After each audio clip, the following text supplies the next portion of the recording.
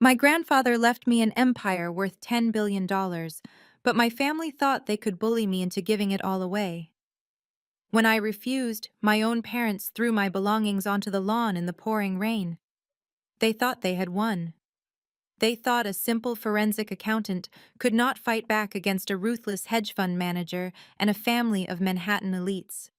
But when they showed up at my New Hamptons estate with armed guards to force my hand, the smug smiles melted right off their faces. Because the people standing behind me were not butlers or security guards. They were federal agents with handcuffs. My name is Cassidy, 33 years old, and for my entire life I was the black sheep of the Maxwell family. While they obsessed over country clubs and designer labels, I built a quiet career tracing hidden money and exposing financial fraud. Before I continue this story, let me know where you are watching from in the comments below. Hit like and subscribe if you have ever had your family underestimate your intelligence and treat you like you do not belong. It had been exactly 3 days since my grandfather, Theodore Maxwell, died in a horrific car crash on the Long Island Expressway. He was the founder of Maxwell Holdings, a self-made billionaire who built a massive real estate and investment empire entirely from scratch. He was also the only person in our family who ever showed me genuine affection. We were sitting in the mahogany-paneled conference room of Attorney Montgomery, my grandfather's longtime legal counsel in downtown Manhattan. The reading of the will was scheduled to begin in 20 minutes, but the atmosphere in the room felt less like a mourning period and more like a lottery celebration. My mother Beatrice sat at the head of the long table adjusting her diamond necklace and sipping sparkling water. She was wearing a black designer dress that looked more suited for a fashion gala than a period of grieving.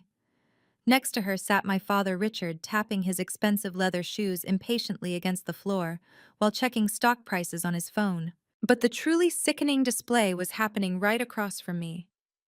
My older sister Vanessa, the undisputed golden child of the Maxwell family, was huddled over an iPad with her husband Jamal.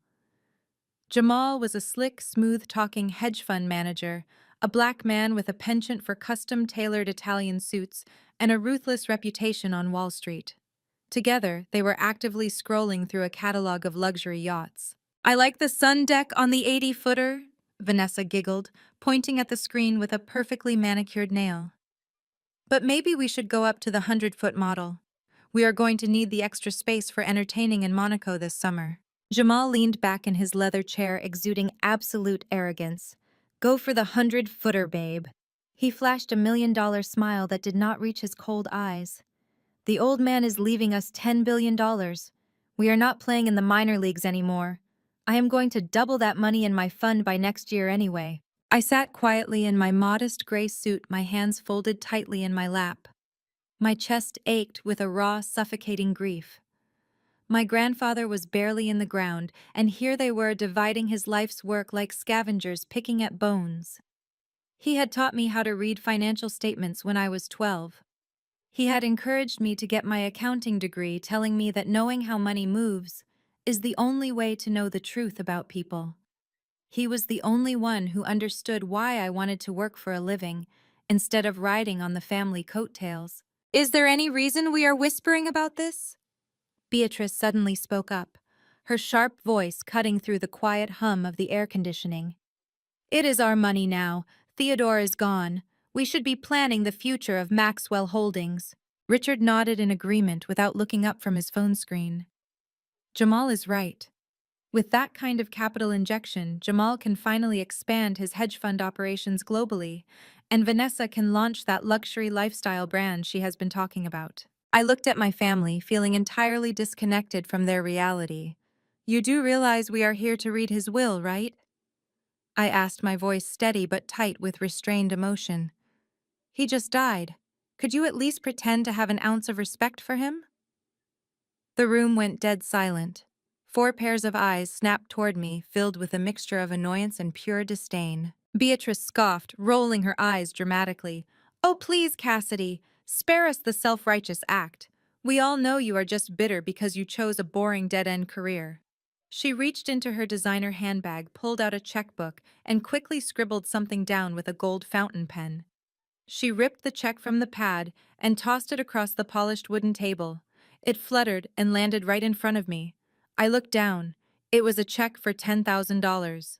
"What is this?" I asked flatly. "That is for the funeral expenses and whatever cheap catering you want to organize," Beatrice said, waving her hand dismissively. "Take it and leave. There is no point in you sitting here for the reading of the will." Vanessa smirked, leaning her chin on her hand. "Mom is right, Cassidy. Grandpa always hated how stubborn you were.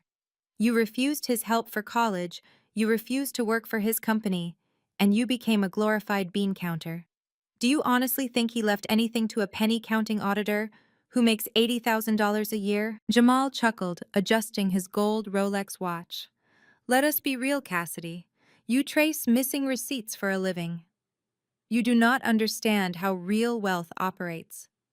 This table is for the people who are going to run the Maxwell empire. Take the 10 grand. Buy yourself a nicer suit. Go back to your cubicle and let the adults handle the big boy money." I stared at the check, then looked up at my mother. "You are trying to pay me to leave my own grandfather's will reading." "You are a disruption," Richard chimed in, his tone dripping with condescension. "You have always been a disruption. You never fit into our social circles, you never made an effort to understand our world. Theodore might have indulged your independence, but he was a businessman first. He knew who had the pedigree to inherit this family's legacy. It certainly is not you." I slowly picked up the check. The paper felt heavy, not with value, but with the sheer weight of their entitlement.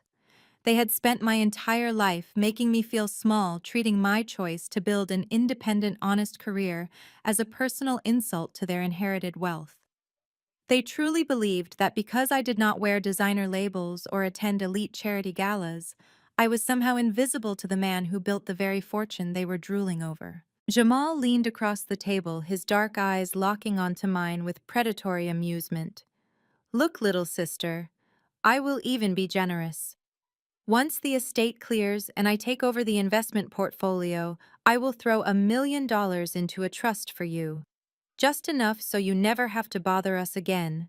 Just sign whatever waivers Attorney Montgomery hands out today, and you can walk away a millionaire. Not bad for a girl who stares at spreadsheets all day, right?" I did not yell. I did not cry. I simply took the $10,000 check between my thumbs and index fingers and tore it cleanly down the middle. Then I tore it again. I placed the shredded pieces in a neat little pile in the center of the table.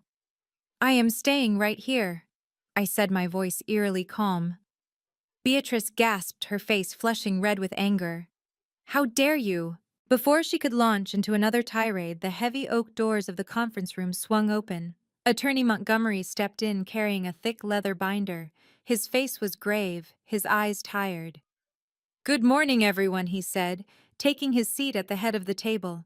"I apologize for the delay. The paperwork for an estate of this magnitude requires absolute precision." Jamal grinned, sitting up straight and adjusting his tie. "No problem at all, Montgomery. We are all eager to get down to business and start securing Theodore's legacy. Let us hear it." Montgomery opened the binder. The silence in the room returned, but this time it was electric thick with the anticipation of unimaginable wealth. I kept my eyes locked on the shredded check in front of me, bracing myself for whatever my grandfather had decided. Attorney Montgomery adjusted his reading glasses and looked down at the heavy parchment paper. He began with the standard legal declarations, affirming that Theodore Maxwell was of sound mind and body when this document was drafted exactly 14 days prior to the fatal car accident. My father Richard leaned forward, practically vibrating with greed. Montgomery spent the first agonizing 10 minutes listing off my grandfather's charitable donations. $50 million to a pediatric hospital in Boston, $20 million to an urban development initiative in Detroit, $10 million to various animal rescue foundations across New York State. With every million announced, I could see Vanessa shifting restlessly in her plush leather chair. She sighed heavily, twisting a massive diamond ring around her finger. Jamal patted her knee, whispering loud enough for me to hear that $50 million was nothing but a strategic tax write-off for an estate of this magnitude. They were indulging the dead man's philanthropy, waiting impatiently for the main course to be served. They genuinely believed the charity was just pocket change before the real wealth was handed over to them. Montgomery turned a page. The crisp sound of the thick paper seemed to echo loudly in the cavernous room. He paused, removing his glasses for a brief second, to wipe the lenses with a microfiber cloth. He was stalling. He knew the absolute chaos that was about to unfold within these four walls. He placed the glasses back on his face and cleared his throat. "We now come to the specific bequests regarding the immediate family," Montgomery said, his voice dropping an octave. Beatrice sat up perfectly straight, a triumphant, glowing smile blooming on her face. Jamal crossed his arms over his chest, leaning back like a king preparing to receive the keys to his new kingdom. Montgomery read directly from the page. "To my daughter Beatrice Maxwell, to my son-in-law Richard Maxwell, to my eldest granddaughter Vanessa, and to her husband Jamal, I leave the sum of one single United States dollar each." The room froze solid. For a span of 10 seconds, nobody took a breath. The central air conditioning hummed softly in the background, amplifying the sudden crushing silence. Jamal let out a short, sharp laugh, shaking his head as he uncrossed his arms. "Right, right," Jamal said, waving his hand dismissively at the lawyer. "That is the standard legal phrasing to prevent us from contesting the will later. It just means the main assets are wrapped up in the corporate trust structure. Go on, Montgomery. Skip the formalities. Get to the executive voting rights and the offshore portfolios." Montgomery did not smile. He did not nod. He looked Jamal dead in the eye with the icy, unwavering professionalism of a man who billed $1,000 an hour and tolerated zero disrespect. "That is not a placeholder," Jamal Montgomery said flatly. "That is the entirety of your inheritance. $1. The will explicitly stipulates that a physical $1 bill is to be handed to each of you upon my reading of this document to ensure there is no legal ambiguity regarding Theodore's intent. He did not forget to include you in his estate planning. He actively chose to leave you nothing else." Vanessa gasped loudly, her hands flying up to cover her mouth. Beatrice's triumphant smile vanished instantly, replaced by a pale, sickly mask of utter confusion. Richard gripped the edge of the mahogany table so intensely, his knuckles turned pure white. "What are you talking about?" Beatrice demanded, her voice shrill and shaking with sudden panic. "Where is the rest of it? Where is Maxwell Holdings? Where is the Hamptons property?" Montgomery looked back down at the binder. "I will read your father's exact words, Beatrice. Please do not interrupt me again." He took a deep breath, steadying himself. "The entirety of my remaining estate, including 100% of all voting and non-voting shares in Maxwell Holdings, all liquid capital across domestic and international banking institutions, the primary residential estate located in the Hamptons, and all associated physical assets, artwork, and vehicles, I leave solely, exclusively, and irrevocably to my granddaughter Cassidy Maxwell." The silence that followed was absolute. It was a heavy, suffocating vacuum that sucked the oxygen straight out of the room. The smug, arrogant energy that had filled the conference space just moments ago was entirely obliterated, crushed under the weight of those final words. I sat frozen in my chair, my heart slamming violently against my ribs. $10 billion, an entire global corporate empire, the sprawling Hamptons estate, all of it, to me. As a forensic accountant, my brain immediately tried to process the sheer scale of those numbers, but the reality was too massive to compute. My grandfather had not just given me wealth, he had handed me the ultimate weapon. Montgomery continued reading my grandfather's final message, his steady voice echoing in the dead quiet.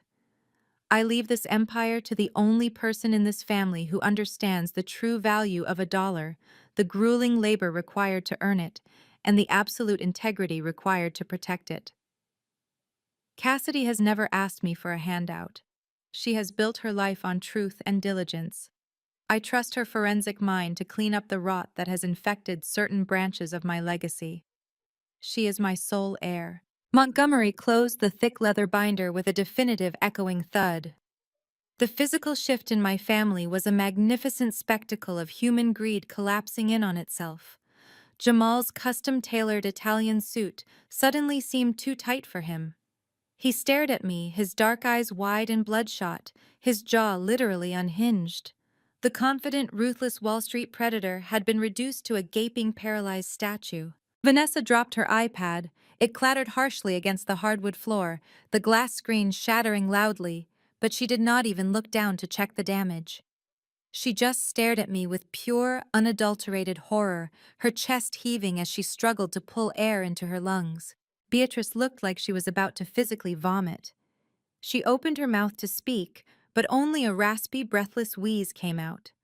All her elitist posturing, all her country club arrogance wiped out by a single legal document. Richard looked back and forth between me and Montgomery, his face turning a dangerous shade of crimson. The transition from absolute entitlement to complete devastating shock was total.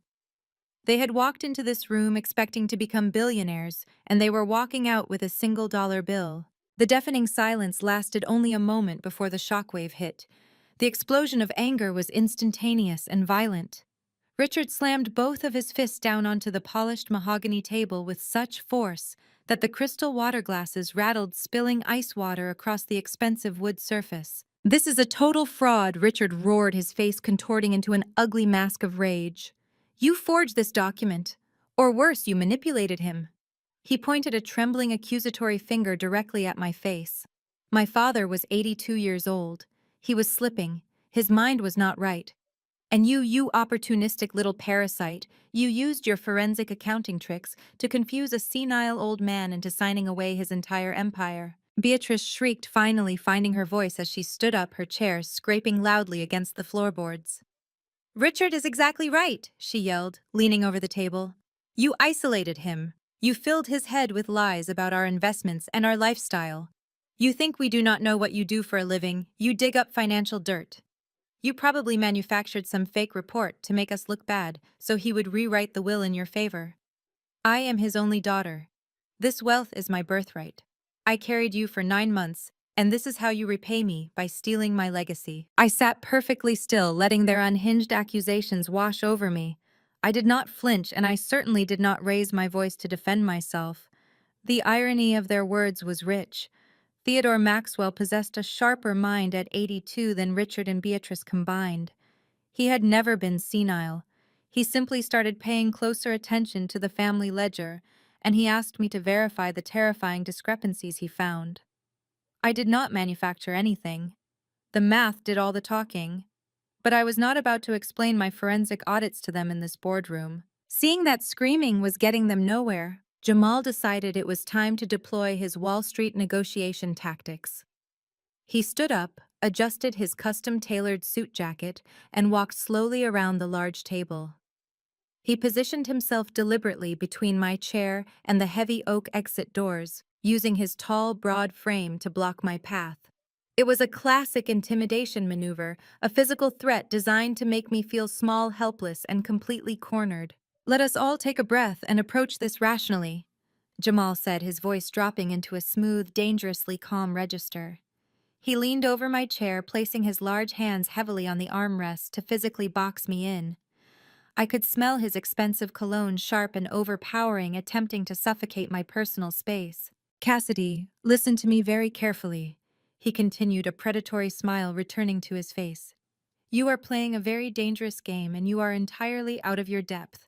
You are a low-level auditor. You review tax returns and catch minor embezzlement for mid-sized companies. You make, what, $80,000 a year. After taxes and your rent in the city, you are basically living paycheck to paycheck. You take the subway, you carry a cheap briefcase. You do not have the legal muscle, the capital, or the sheer stamina to fight a war over a $10 billion estate." He leaned his face closer to mine, dropping his voice to a whisper, meant only for me to hear. "If we take this to probate court, my legal team will tie this inheritance up for a decade. We will freeze every single asset. You will drown in legal fees before you ever see a single dime of this money. You will be bankrupt by Christmas." He pulled back slightly, spreading his hands in a gesture of fake benevolence. "So here is what is going to happen. You are going to sign a legal document right now renouncing your claim to this estate and citing Theodore's diminished mental capacity. In exchange for saving my family, the headache of a drawn-out court battle, I will personally write you a check today for $1 million. Tax-free. That is more money than you will see in a lifetime of crunching numbers in your sad little cubicle. You take the million, you go buy yourself a nice little house in the suburbs, and you leave the global finance to the people who actually know how to wield power. Vanessa, having recovered from her initial shock, quickly chimed in from across the table, her voice dripping with venom. Take the deal, Cassidy. You do not belong in our world. You never have. Jamal is being incredibly generous to offer you anything at all. If you fight us on this, we will absolutely crush you. We will make sure you lose your job, your professional reputation, and every penny you think you are entitled to. Just sign the papers and go back to your miserable little life. I looked up at Jamal. He was towering over me, waiting for me to crack. He expected tears. He expected fear. He expected the quiet, overlooked sister to bow her head, succumb to his aggressive posturing, and accept the crumbs falling from his table. Instead, my forensic mind was actively analyzing their behavior. This level of extreme panic, the immediate leap to threats, the desperation to secure the assets today, it all confirmed what my grandfather and I had suspected. Jamal was not just greedy, he was running out of time. He needed billions of dollars immediately to cover a massive bleeding hole in his own hedge fund. I slowly reached down for my leather briefcase resting on the floor beside my chair. I lifted it onto my lap and pulled the zipper closed with a sharp, definitive sound.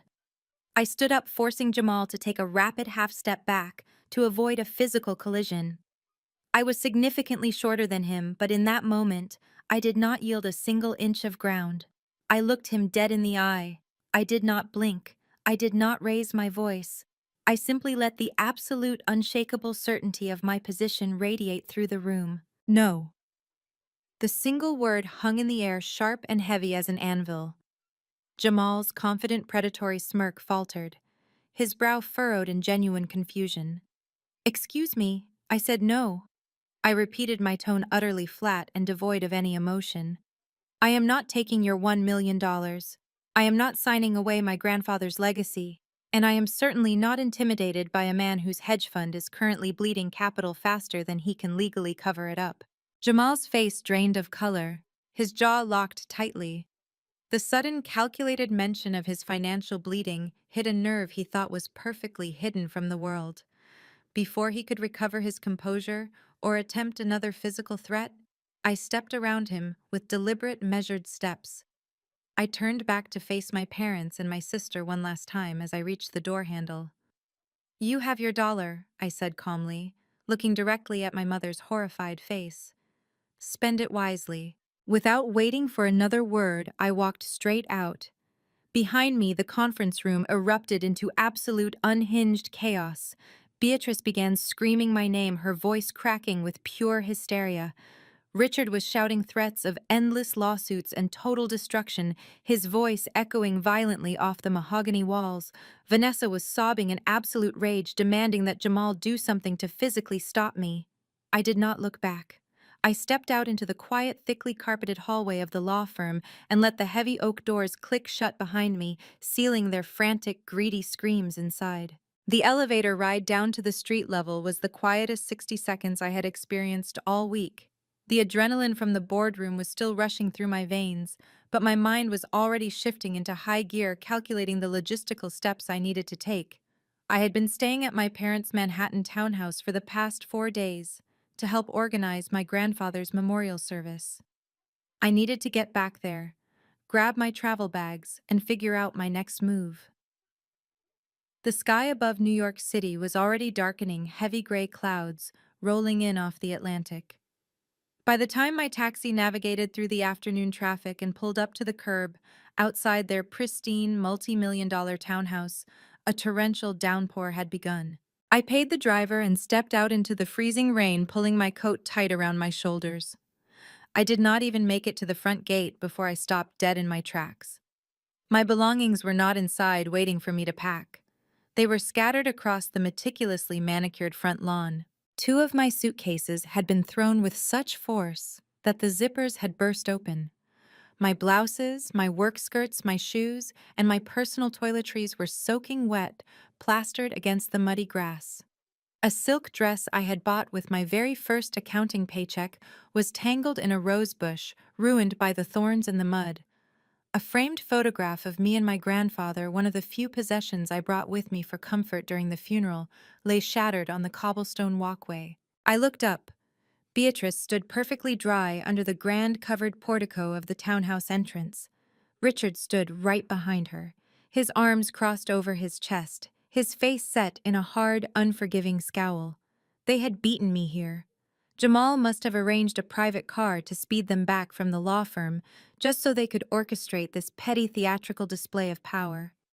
They wanted to beat me to the punch to show me that I was entirely at their mercy in their territory. "Is this supposed to frighten me?" I asked, my voice cutting through the heavy sound of the falling rain. Beatrice took a step closer to the edge of the porch, making sure the rain did not touch her designer shoes.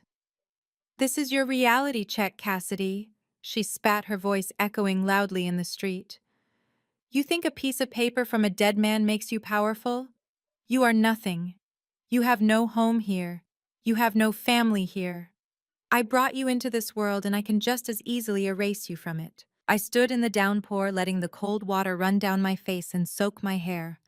I did not move to gather my things. I simply stared at the woman who was supposed to be my mother. "If you walk away from this house right now, without signing over those estate papers, you are dead to me," Beatrice screamed over the rising wind. "Do you hear me? Dead. We will block you from every social circle. We will make sure you are blacklisted from every financial firm in this city. You will be living on the streets before the month is over. But if you come inside right now, beg for our forgiveness, and hand over the rights to Jamal, we will let you pack a dry bag and give you enough money to crawl back to your miserable apartment." This was the classic Maxwell family playbook. Isolate, humiliate, and terrorize until the target breaks. They had used this exact tactic on me when I was a teenager to try and force me into their preferred mold. They expected me to fall to my knees. They expected me to cry, to apologize, to scramble in the mud to save my ruined clothes, and then beg for shelter from the storm. But I did not shed a single tear. The forensic accountant inside my brain was entirely detached, processing this scene as pure data. My parents were not acting out of strength. They were acting out of absolute, unadulterated panic. Throwing my clothes onto the lawn was not a display of power. It was the frantic flailing of people who realized they had lost control of the board. They needed those papers signed immediately, which meant they were terrified of what would happen if I actually took possession of the estate. I walked slowly toward the shattered picture frame on the cobblestones. I knelt down, ignoring the mud soaking into my gray suit trousers. I carefully picked up the photograph of me and my grandfather, brushing a piece of broken glass off his smiling face. I tucked it safely into the inside pocket of my dry leather briefcase. That was the only thing on this lawn that actually mattered to me. I stood back up. I did not shout. I did not hurl insults. I pulled my cell phone from my pocket and wiped the rainwater off the screen. I opened my ride-sharing app and selected an Uber Black. "What are you doing?" Richard barked from the porch, his authoritative posture faltering slightly at my total lack of hysteria. "Did you not hear your mother pick up your trash and get out of our sight?" "I am booking a ride," I replied evenly, my eyes focused on the screen. "And I am leaving the trash right where it is. You can pay your housekeeper to clean up your mess." Beatrice let out a harsh, mocking laugh. "A ride to where your cramped little rental in the city. Good luck paying your rent when Jamal freezes your bank accounts by tomorrow morning." I looked up from my phone, locking eyes with my mother through the curtain of heavy rain. "I am not going back to my rental, Beatrice." A sleek black luxury SUV rounded the corner and glided smoothly to a halt right at the curb beside me. The driver stepped out, opening an umbrella, ready to assist me with the bags scattered on the grass. I raised my hand to stop him. "Leave the bags," I told the driver. "I will not be needing them." I walked toward the open door of the SUV, then paused and looked back at my parents. They were staring at me bewildered by my absolute calm. The satisfying realization that their ultimate punishment had completely failed to break me was beginning to register on their faces. "Where are you going?" Beatrice demanded, her voice losing its venom, replaced by a sudden creeping anxiety. I slid into the plush leather seat of the SUV and looked out the window at them. "I am going home," I said clearly. "To my $10 billion estate in the Hamptons. Do not ever contact me again." I pulled the heavy car door shut. As the driver put the vehicle into gear and pulled away from the curb, I looked through the rain-streaked window. Beatrice and Richard were left standing on the porch, completely frozen, staring at the empty space where I had just been. They had intended to leave me homeless and broken in the rain.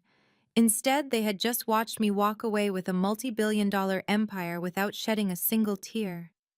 The war had officially begun, and they had just handed me all the motivation I needed to finish it. The 2-hour drive east from Manhattan to the Hamptons gave me time to dry off and let the adrenaline settle into cold focus. The rain battered against the tinted windows of the luxury SUV, but inside the climate control hummed a steady, quiet rhythm. When we finally turned onto the private coastal road, the massive wrought iron gates of my grandfather's estate loomed ahead in the darkness. I rolled down my window, ignoring the freezing rain, and pressed my thumb against the biometric scanner mounted on the stone pillar. A tiny green light flashed. The heavy metal gates swung open smoothly. The driver navigated the long, winding driveway lined with ancient oak trees until the massive stone facade of the mansion came into view. I thanked him, stepped out into the storm, and unlocked the heavy front doors. I stepped into the grand foyer and locked the doors behind me. The silence inside the mansion was absolute. It was a sprawling 30-room estate that usually bustled with groundskeepers and private chefs during the summer months, but tonight it was entirely empty. I reached out and flipped the master switch. A series of crystal chandeliers illuminated the massive marble entryway, casting a warm golden glow over the sweeping double staircase. My wet shoes squeaked slightly against the pristine stone floor. I was freezing, my suit was ruined, and I had exactly 0 physical luggage to my name. Yet standing in the center of a property worth more than most people could earn in 100 lifetimes, I had never felt more secure. This was not just a house, it was a fortress, and it was mine. I walked slowly down the long eastern corridor, my fingertips trailing along the expensive silk wallpaper. Every corner of this house held a piece of Theodore Maxwell. Passing by the formal drawing room, my eyes landed on a worn, leather armchair near the massive stone fireplace. It was the exact spot where I had sat 10 years ago, gripping a stack of student loan documents. I remembered my grandfather trying to hand me a blank check to cover my tuition and my accounting certification exams.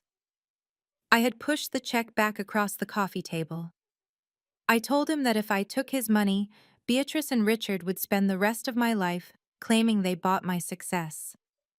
I needed to own my degree completely and entirely. My grandfather had looked at me with a sharp, piercing intensity that day. He slowly tore the blank check in half, nodded once, and told me that a forensic mind is useless without an incorruptible spine. That was the day the dynamic shifted. I stopped being just another grandchild and became the only person in the family he actually respected. At the end of the corridor, I pushed open the heavy double doors to his primary study. The room smelled faintly of his expensive cigars and old paper. The massive mahogany desk sat exactly as he left it, illuminated by the sudden flashes of lightning outside the floor-to-ceiling windows. I walked around the desk and ran my hand over the leather writing pad. Sitting right in the center was a thick black leather-bound ledger. It was the private accounting book he used to track the family foundation. Seeing that ledger instantly pulled me back to a humid afternoon last August. Jamal had cornered my grandfather in this very room, aggressively pitching a massive capital injection for a new offshore hedge fund venture. Jamal was throwing around aggressive financial buzzwords promising triple-digit returns and sliding glossy spiral-bound pitch decks across this exact desk. After Jamal left the room, confident he had secured a massive investment, my grandfather had called me inside. He handed me the pitch deck and asked me to look at the math. It took my forensic training exactly 20 minutes to spot the rot. The revenue projections were artificially inflated. The liabilities were buried in a labyrinth of shell companies and mezzanine financing structures. The whole portfolio was structured exactly like a classic Ponzi scheme. I showed my grandfather the hidden debt traps. I showed him how Jamal was using new investor capital to pay off old returns, disguising phantom assets as legitimate revenue.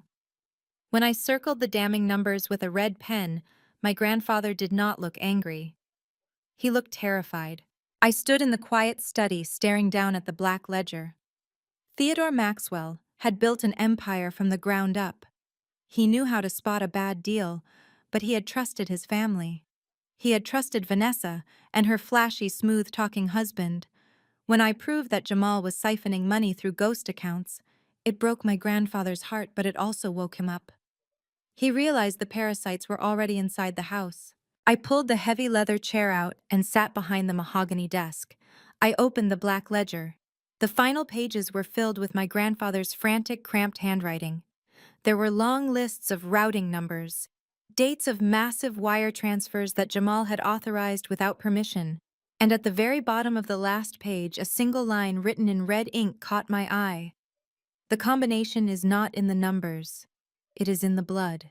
I closed the ledger, my pulse quickening as the realization washed over me. Theodore Maxwell was a paranoid, brilliant man. He would never leave the real evidence just lying on a desk where anyone could find it. He had hidden it securely. I stood up from the chair and turned to look at the massive oil paintings lining the walls of the study.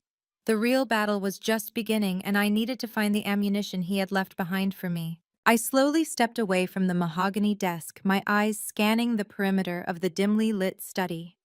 The phrase from the ledger echoed in my mind. The combination is not in the numbers, it is in the blood. My grandfather never spoke in riddles unless he was actively trying to bypass surveillance.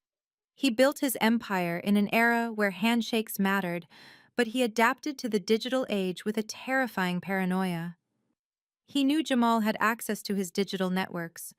He knew Beatrice would comb through his paper files.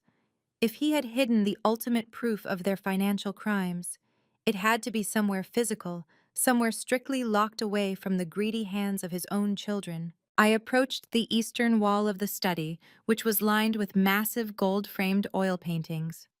Most of them were generic maritime landscapes, expensive but impersonal. I walked past a rendering of a 19th century clipper ship and a portrait of the original Maxwell Holdings office building. Then I stopped in front of a painting that felt entirely out of place. It was a simple, relatively unpolished portrait of my grandmother, the woman who passed away before I was born. My mother and sister hated this painting. They thought it looked cheap and clashed with the elite curated aesthetic of the Hamptons estate. They had repeatedly begged him to move it to the attic. He had fiercely refused. I stared at the portrait, remembering a quiet afternoon years ago.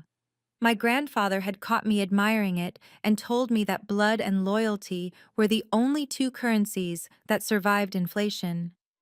I reached out, pressing my palms against the heavy gilded frame. I pushed gently to the left. It did not budge. I applied upward pressure, then pulled slightly on the right edge. With a soft hydraulic hiss, the entire portrait swung outward on a set of concealed, heavy-duty hinges. Behind the canvas, carved directly into the original stone masonry of the mansion, was a sleek, matte black steel vault. It was a high-security safe, completely flush with the wall lacking any visible keyhole dial or digital keypad. There was only a small, recessed square of dark glass in the center, a biometric scanner. The combination is not in the numbers, it is in the blood. My breath caught in my throat as the sheer brilliance of his paranoia washed over me. He had not left a numeric code that Jamal could hack or Beatrice could guess. He had locked the truth behind a biological wall. But my grandfather was dead. His biometrics were gone, unless he had prepared for exactly this scenario, unless he knew his time was running out. My hands were trembling slightly, still chilled from the freezing rain I had endured in Manhattan. I wiped my right index finger on the dry fabric of my ruined suit jacket to ensure there was no moisture. I took a deep breath, raised my hand, and pressed my thumb firmly against the dark glass square. For 3 agonizing seconds, nothing happened. The silence in the study was absolute, save for the violent crashing of the storm against the windows behind me. My heart hammered against my ribs. If this did not work, the trail ended here. If he had not programmed my print into the master security system, I was sitting in a $10 billion fortress with no ammunition to fight the war that was coming to my doorstep by morning. Then the dark glass illuminated with a sharp blue scanning laser. The light swept across my thumbprint once, twice, and a third time. A small green light blinked at the top corner of the steel box. A heavy, satisfying mechanical clunk echoed from deep within the wall as the internal locking bolts retracted. The thick steel door popped open a fraction of an inch. I exhaled a long, shaking breath and pulled the heavy door fully open. The interior of the vault was lined with fireproof velvet. On the bottom shelf sat a neatly stacked pile of legal folders. I pulled the first one out and flipped it open. It contained the original notarized copies of the estate transfer, the absolute ironclad proof of my inheritance, signed by my grandfather and witnessed by a federal judge. These were the documents that would legally bulletproof my ownership of Maxwell Holdings. But as a forensic auditor, I knew that paperwork was just the shield. I needed the sword. I looked back into the safe. Sitting on the top shelf, resting on a small velvet display cushion, was a thick military-grade solid-state hard drive. It was encased in brushed titanium, the kind of hardware used by defense contractors to store classified data. Wrapped around the drive was a simple white index card. I reached in and picked up the heavy device. I slid the index card off and turned it over. My grandfather's handwriting stared back at me, sharp and deliberate. "Cassidy," the card read. "If you are reading this, it means I did not survive the cleanup. Jamal's offshore accounts are a house of cards, and he is using our family foundation to prop them up." I pulled the raw data before he could scrub the servers.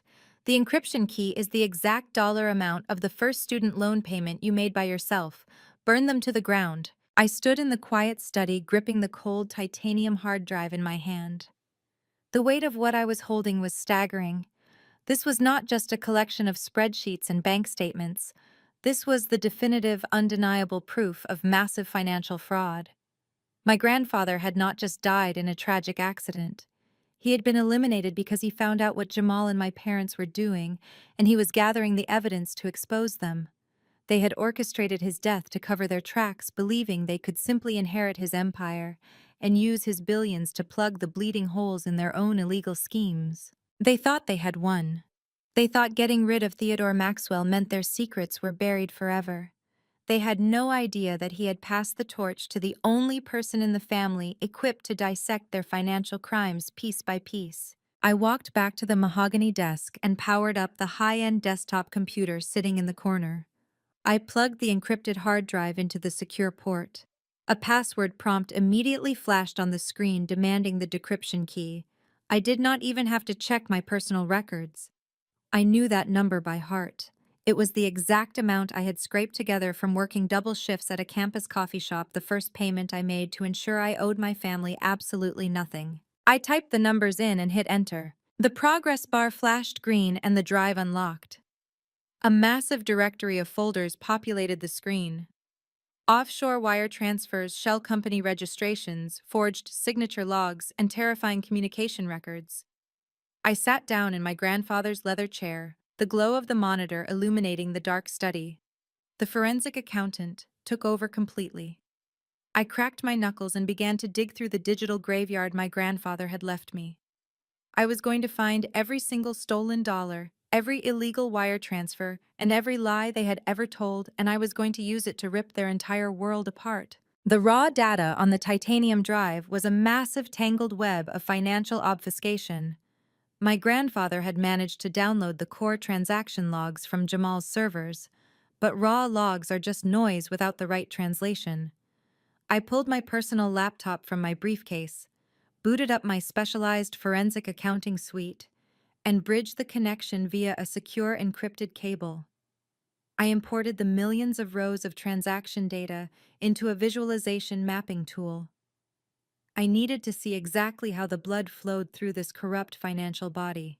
As the software processed the ledgers organizing routing numbers and offshore wire transfers, a horrifying picture began to render on my screen. This was not a case of simple mismanagement or a few bad market bets.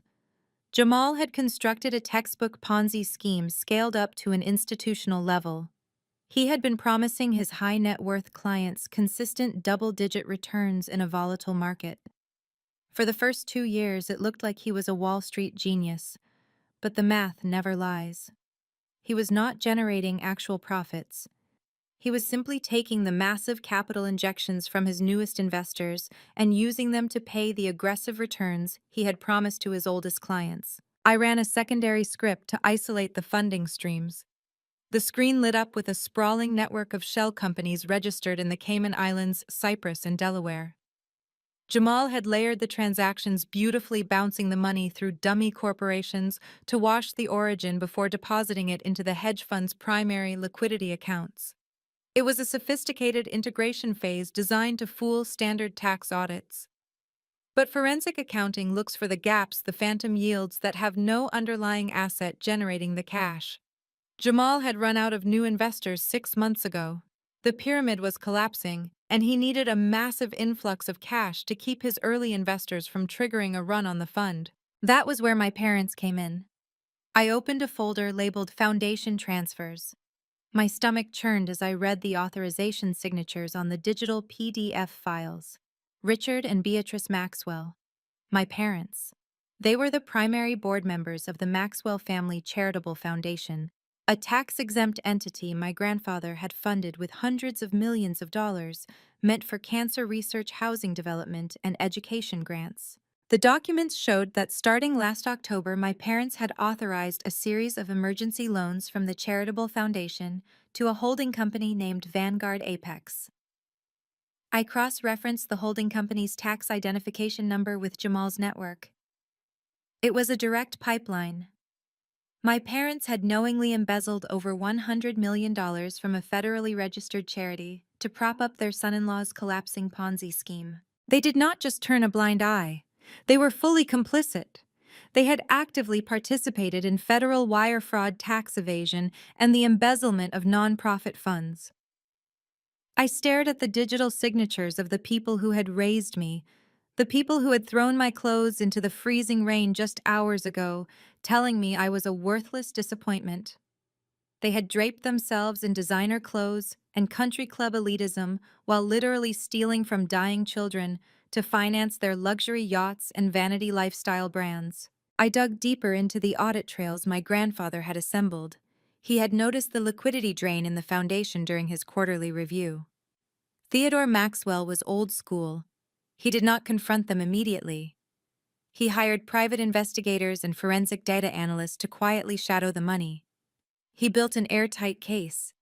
He had compiled the bank routing numbers, the IP addresses used to authorize the illegal transfers, and the falsified K-1 schedules Jamal had been distributing to his wealthy victims. The depth of their betrayal was staggering. My parents had leveraged the Maxwell name to give Jamal credibility in elite circles. They had used my grandfather's pristine reputation to lure in new investors, effectively making the Maxwell family the face of a massive criminal enterprise.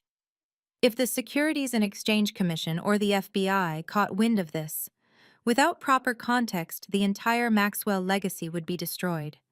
The federal government would freeze every asset, seize the properties, and drag my grandfather's name through the mud. That was why Theodore rewrote his will. He realized his own daughter and son-in-law were parasites preparing to bleed his empire dry to save themselves from federal prison. By leaving everything solely to me, a licensed forensic auditor, he was giving me the legal authority and the capital required to firewall the legitimate Maxwell businesses from Jamal's toxic hedge fund. He knew I was the only one ruthless enough and clean enough to sever the infected limb before it killed the host. I exported the most damning transaction logs and began compiling a master dossier. I organized the evidence into clear, undeniable categories: wire fraud, embezzlement, securities fraud, conspiracy to commit money laundering. Every single file I dragged into the dossier was a nail in their collective coffin. The data mapping software had built an indisputable roadmap of their guilt, complete with timestamps and internal company communications, where Richard and Jamal discussed covering up the missing foundation money. But as I reviewed the final batch of offshore transfers, I noticed an anomaly, a gaping, bleeding hole in Jamal's ledger that did not make sense. Even with the 100 million stolen from the charity, the numbers did not balance. Jamal had been making massive regular payments to an unlisted, unverified offshore entity.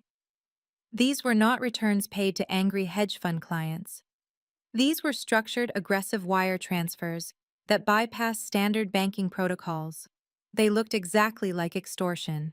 I leaned closer to the monitor, the blue light reflecting in the dark study.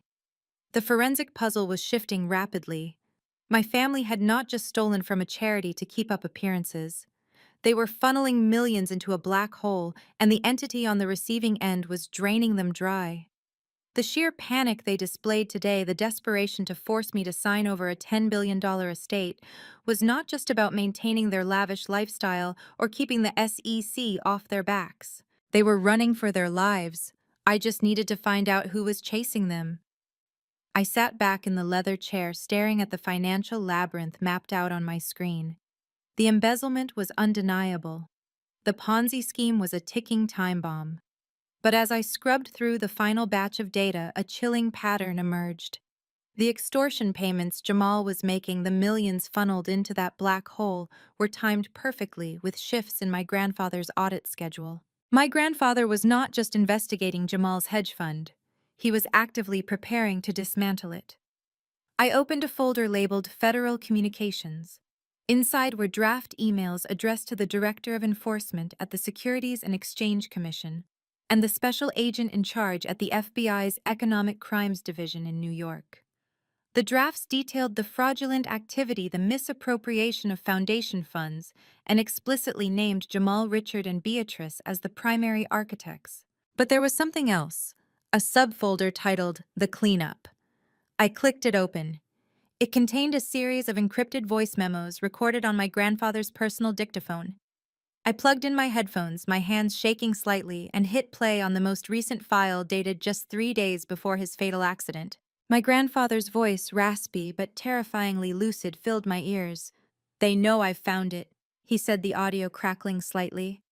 "Richard tried to access the foundation accounts this morning. I blocked him. He called me panicked, talking about a liquidity crisis. Jamal is desperate. The cartel he's laundering for gave him a hard deadline. If he doesn't produce $50 million by the end of the month, they're going to make an example out of him and Vanessa. He begged me to unfreeze the foundation funds. I told him I was going to the SEC on Monday.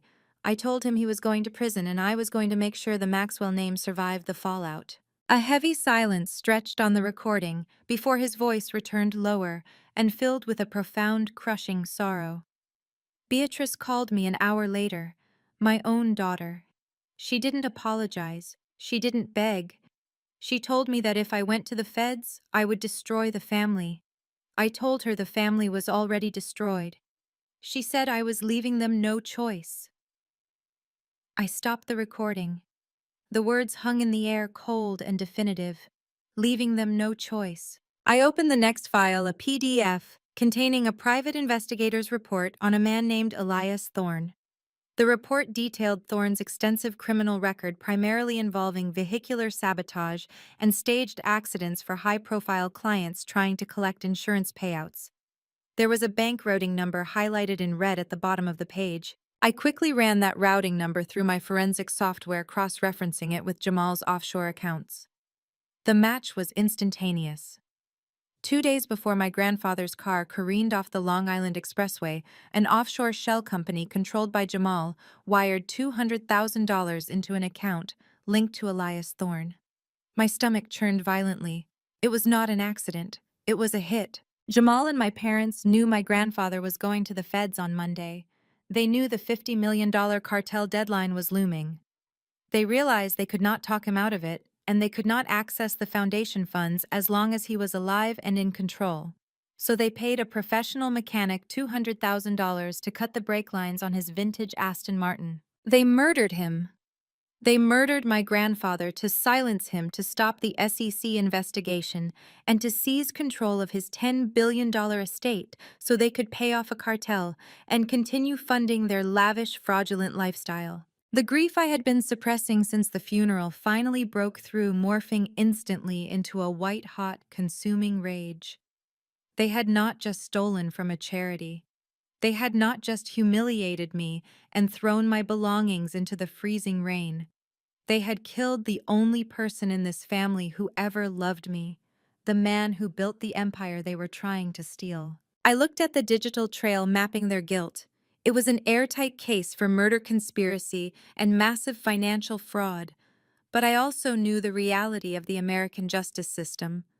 If I simply handed this hard drive to the local police, Jamal would hire an army of high-priced defense attorneys. They would tie up the evidence in jurisdictional disputes, claim the hard drive was tampered with, and drag the process out for years. Meanwhile, they would use the media to paint me as a disgruntled, estranged granddaughter trying to frame them for money. I needed a strike so precise, so overwhelmingly destructive, that they would have zero time to react. I needed to trap them in a situation where their own arrogance would be their undoing. I pulled up the draft emails my grandfather had prepared for the SEC and the FBI. He had laid the groundwork, but he hadn't pulled the trigger. I was going to finish what he started, but I was going to do it on my terms.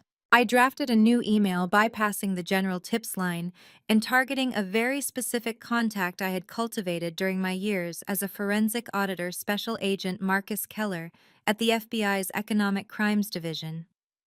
Keller was ruthless, efficient, and hated Wall Street fraudsters more than anyone I knew. I attached a highly condensed, undeniable summary of the Ponzi scheme, the foundation embezzlement, the cartel debt, and the wire transfer to Elias Thorne. I did not include the full hard drive I needed to keep the primary evidence secure until the trap was set. I typed a brief message, Agent Keller. The attached file details a multi-million-dollar fraud operation and a conspiracy to commit murder orchestrated by Jamal and Richard Maxwell. I have the primary evidence secured. They are currently attempting to seize a $10 billion estate to cover a $50 million cartel debt. I am setting a trap at the Maxwell Hamptons estate. I need a federal strike team, and I need them tomorrow morning. I hit send. The forensic accountant had gathered the data. Now it was time to orchestrate the execution. The exhaustion of this past 24 hours finally caught up with me. I closed the laptop, letting the quiet hum of the Hamptons estate lull me into a brief, dreamless sleep right there in my grandfather's leather chair. When I opened my eyes, pale morning light was filtering through the heavy rain clouds outside the floor-to-ceiling windows. The storm had passed, leaving behind a cold gray dawn. I stretched my stiff muscles and walked to the kitchen to brew a pot of coffee, my mind already running through the checklist of tasks for the day. First on the agenda was securing funds to hire private security for the estate until the federal agents arrived. I pulled out my phone and opened my personal banking application to transfer a retainer fee. The screen loaded for a second before flashing a stark red error message. Access denied. Please contact customer service. I frowned, tapping the screen to refresh the page. The same error appeared. I switched to the application for my secondary checking account, the one I used for business expenses. It threw the exact same code. A cold sensation prickled at the base of my neck. I quickly navigated to the secure web portal Attorney Montgomery had set up for me yesterday afternoon, which contained the immediate liquidity trust funds from the Maxwell estate. I typed in my credentials, hit enter, and watched as a formal legal notice populated the screen. Account suspended. Pending judicial review. I set my phone down on the marble kitchen island, my forensic mind instantly dissecting the situation. A standard bank freeze takes days of bureaucratic red tape, and an estate freeze requires a legitimate challenge in probate court with significant evidence. They had bypassed the normal system entirely. I opened my laptop and bypassed my standard internet provider, using an encrypted virtual private network to access the public legal filings for the local county. It did not take long to find the trail. Jamal had not gone through federal channels or the legitimate Manhattan probate courts. He had used his dirty connections on Wall Street to find a corrupt local judge out in a neighboring jurisdiction. They had filed a highly irregular emergency ex parte injunction in the middle of the night. The legal filing was the masterpiece of character assassination. Jamal and my father had submitted sworn affidavits claiming that I was suffering from a severe, acute psychotic break brought on by the grief of my grandfather's sudden death. They alleged that I had violently threatened them during the reading of the will-destroyed property and was currently a danger to myself and the estate. They explicitly requested a temporary conservatorship and an immediate freeze on all financial assets to prevent me from recklessly liquidating the Maxwell empire in a state of clinical delirium. But Jamal did not stop at the courthouse. He knew an injunction could be overturned by noon if I got Montgomery involved. He needed to ensure the freeze stuck immediately. I checked my professional email and found a cascade of automated alerts from financial compliance officers. Jamal had weaponized his status as a high-profile hedge fund manager. He had personally contacted the risk management departments of the major banks, holding my grandfather's liquidity, leaking the fabricated court filing, and spinning a narrative about my supposed mental collapse. In the ultra-conservative world of institutional banking, the mere hint of a psychotic heir attempting to access billions of dollars triggers automatic, non-negotiable security lockdowns. The banks had slammed the vault doors shut to protect themselves from liability. My phone buzzed on the counter, shattering the quiet of the kitchen. A text message illuminated the lock screen. It was from Vanessa. I picked up the device and read the message. How does it feel to be a billionaire who cannot afford a cup of coffee? We told you to take the million, Cassidy. Now you get absolutely nothing. The sheriffs will be there soon to remove you from the property for your own safety. Do not make this harder than it has to be. I stared at the text message. The sheer audacity of her taunt was breathtaking. They truly believed they had cornered me. They thought stripping away my financial access would reduce me to a terrified, helpless victim, just like when I was a teenager dependent on their conditional allowance. They expected me to call them begging for a truce, pleading for access to my own money so I could buy food and hire a lawyer. They wanted me broken, compliant, and desperate. I did not reply to Vanessa. I simply set the phone face down on the counter. A slow, dangerous smile crept across my face. If I were a normal heir, this aggressive financial strangulation would be devastating. A normal person would panic, call their attorney in tears, and spend the next 48 hours trapped in a bureaucratic nightmare trying to lift the freeze while the family moved in for the kill. But Jamal and my family had made a fatal miscalculation. They were treating me like a naive heiress who only knew how to swipe a debit card. They forgot that I spent my entire career dismantling financial cages just like this one. They forgot that I tracked hidden money for a living. Freezing the localized public-facing accounts was a brilliant tactical move against an amateur, but Theodore Maxwell was no amateur, and neither was I. My grandfather had anticipated that his own family would try to legally suffocate the heir before the dust settled. He knew the domestic courts and the standard institutional banks could be manipulated by people with the right connections and enough money to bribe a judge. That was why the biometric safe did not just contain a hard drive with evidence of murder and embezzlement. It contained the key to an entirely different battlefield. Jamal thought he had locked me out of the war. He had no idea I was about to bypass his localized attack and drop a financial nuclear bomb on his entire operation. I walked back into the study, leaving my dead phone on the kitchen counter. It was time to open the real vault. I walked back into my grandfather's study and locked the heavy oak doors from the inside. The loud click of the deadbolt felt incredibly satisfying. Jamal thought freezing my domestic accounts was a brilliant checkmate. He truly believed he had cut off my oxygen supply and left me defenseless. He did not realize my grandfather had spent 50 years building a financial fortress designed specifically to withstand a siege from his own greedy offspring. I retrieved the titanium hard drive and the physical documents I had pulled from the biometric safe the night before. Beneath the stack of estate transfers lay a thin black leather notebook I had not yet examined closely. I opened it flat on the expansive mahogany desk.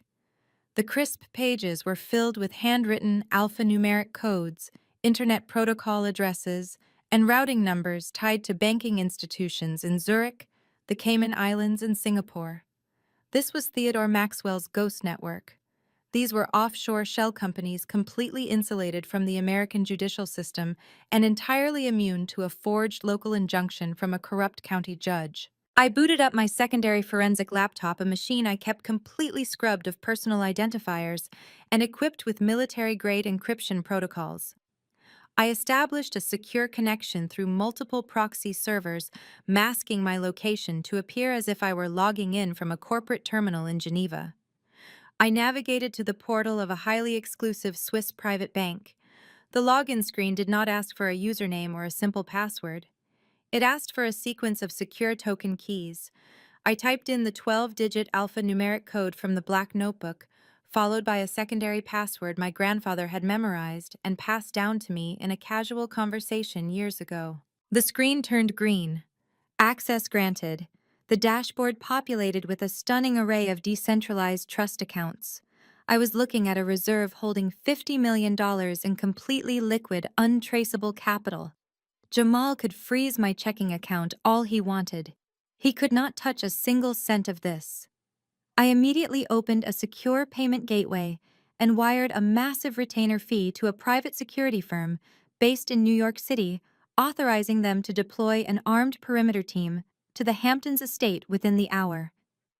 I was not going to let Jamal's hired thugs drag me out of my own house under the guise of a fake eviction notice. With my physical perimeter secured, I went to work transforming the elegant wood-paneled study into a forensic war room. I shoved the plush antique armchairs into the hallway to clear the floor space. I found a stack of large presentation whiteboards in a supply closet down the hall and dragged them into the room, setting them up in a wide semicircle around the mahogany desk. I connected my grandfather's high-speed laser printer and began printing out the most damning transaction logs from the titanium hard drive. The printer hummed continuously for a solid hour, spitting out hundreds of pages of bank statements, fake tax schedules, and encrypted email transcripts. I taped the documents to the whiteboards using a thick red dry erase marker to draw connecting lines between the various corporate entities. My forensic mind entered a state of absolute hyper-focused flow. I was no longer a grieving granddaughter or a rejected child. I was an apex predator in my natural habitat tracking prey that had left a massive bleeding trail of digital footprints. I mapped out the entire anatomy of Jamal's financial crimes, step by agonizing step. On the left whiteboard, I charted the Maxwell Family Charitable Foundation. I pinned up the authorization forms bearing the digital signatures of Richard and Beatrice. I drew a thick red line showing the $100 million my parents had embezzled, funneling it directly into Vanguard Apex Jamal's primary holding company. Seeing my parents' signatures on documents that actively stole money meant for pediatric cancer research extinguished any remaining flicker of sympathy I might have held for them. They were not just greedy, they were fundamentally corrupt. In the center of the room, I mapped the Ponzi scheme. I listed the names of his high net worth investors and traced how their new capital was being recycled to pay off fake dividends. I highlighted the exact dates where the legitimate revenue flatlined and the fraudulent payouts began. Jamal had constructed a beautiful, shiny facade, but the foundation was completely rotten. The data proved he was insolvent, running entirely on fumes and stolen charity funds. On the right whiteboard, I mapped the darkest, most dangerous corner of his empire, the $50 million cartel debt. I charted the offshore extortion payments, the frantic liquidations, and the desperate internal communications where Jamal begged for more time. Finally, right in the center of that board, I pinned the bank record showing the $200,000 wire transfer to Elias Thorne, the mechanic hired to cut my grandfather's brake lines. Standing back, I looked at the massive, interconnected web of fraud, theft, and murder surrounding me. The visual representation was terrifying in its sheer scope. They had built a criminal enterprise that infected every branch of the Maxwell legacy. But to me, it was a beautiful, undeniable roadmap to their complete destruction. Every red line I drew was a federal charge. Every document I pinned up was another nail in their collective coffin. They thought they were dealing with a naive girl who would panic at a frozen bank account. They had no idea they had just locked themselves in a cage with a forensic auditor holding the keys to their complete annihilation. I picked up my red marker, capped it with a sharp snap, and turned back to my laptop. It was time to pull the trigger. I sat back down in front of my secondary laptop, my eyes fixed on the glowing screen. The broad strokes of the criminal enterprise were pinned to the whiteboards around me, but I needed the exact anatomical breakdown of the beast Jamal had foolishly invited into our family. A $50 million hole does not just appear overnight, even in a failing hedge fund. It takes deliberate, sustained exposure to highly toxic capital. I opened a specialized decryption tool and targeted the specific cluster of offshore accounts I had mapped on the right whiteboard. My grandfather had labeled this directory with a single word: quarantine. He knew this specific money was venomous. I isolated the routing numbers for the massive structured wire transfers Jamal had been making for the past 18 months. They were all funneled into a corporate entity registered in Cyprus under the name Obsidian Global. On paper, it looked like a standard private equity group investing in emerging markets. But my forensic software stripped away the corporate veil layer by layer. I bypassed the registered agents, dug through the intermediary holding companies in Panama, and finally hit the bedrock. Obsidian Global was not a private equity firm. It was a sophisticated money laundering syndicate directly operated by a notorious international cartel. A cold wave washed over me as the reality of Jamal's colossal arrogance sank in. He had not just defrauded wealthy socialites in Manhattan. In his desperation to maintain the illusion of his hedge fund's success, he had actively solicited capital from organized crime. He took dirty money, promised to wash it through his legitimate market investments, and guaranteed a clean, high-yield return. It was the ultimate pact with the devil. And when his Ponzi scheme began to collapse, he stopped generating returns. He started losing the cartel's money. You can stall an angry tech investor with a fake quarterly report. You cannot hand a fake spreadsheet to a cartel lieutenant. I navigated to a subfolder containing intercepted network traffic from Jamal's private server.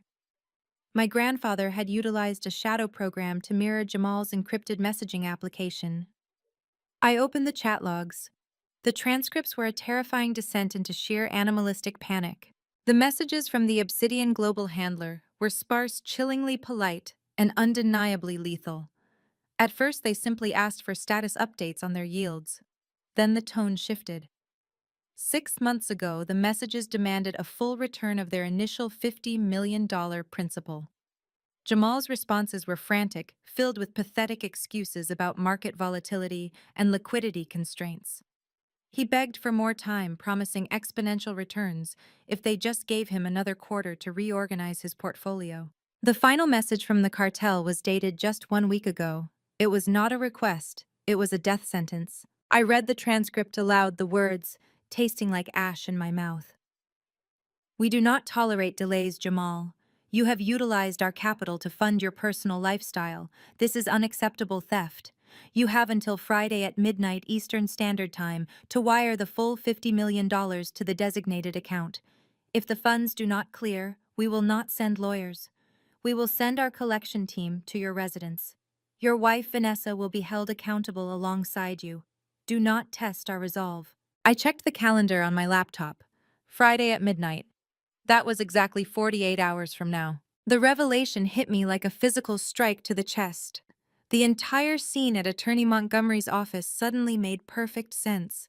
The smug attitudes, the iPad browsing for luxury yachts, the arrogant laughter, it was all a desperate, meticulously constructed theatrical performance.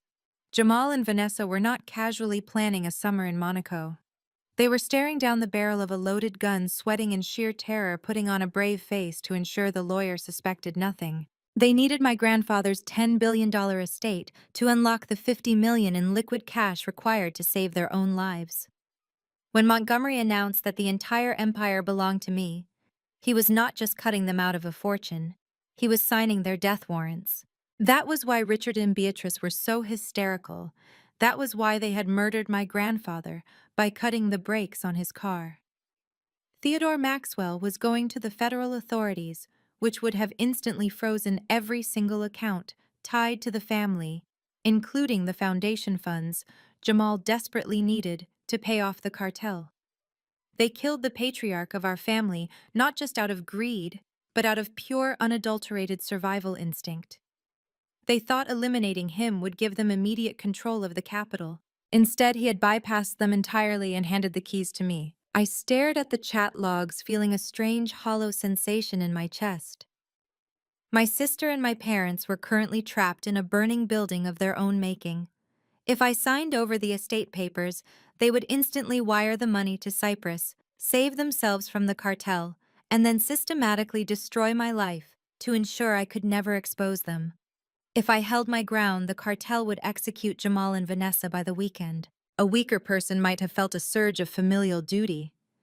A normal sister might have panicked, called the authorities to request protective custody for her siblings, or even considered handing over a fraction of the money to spare their lives. But I remembered the freezing rain hitting my face just hours ago.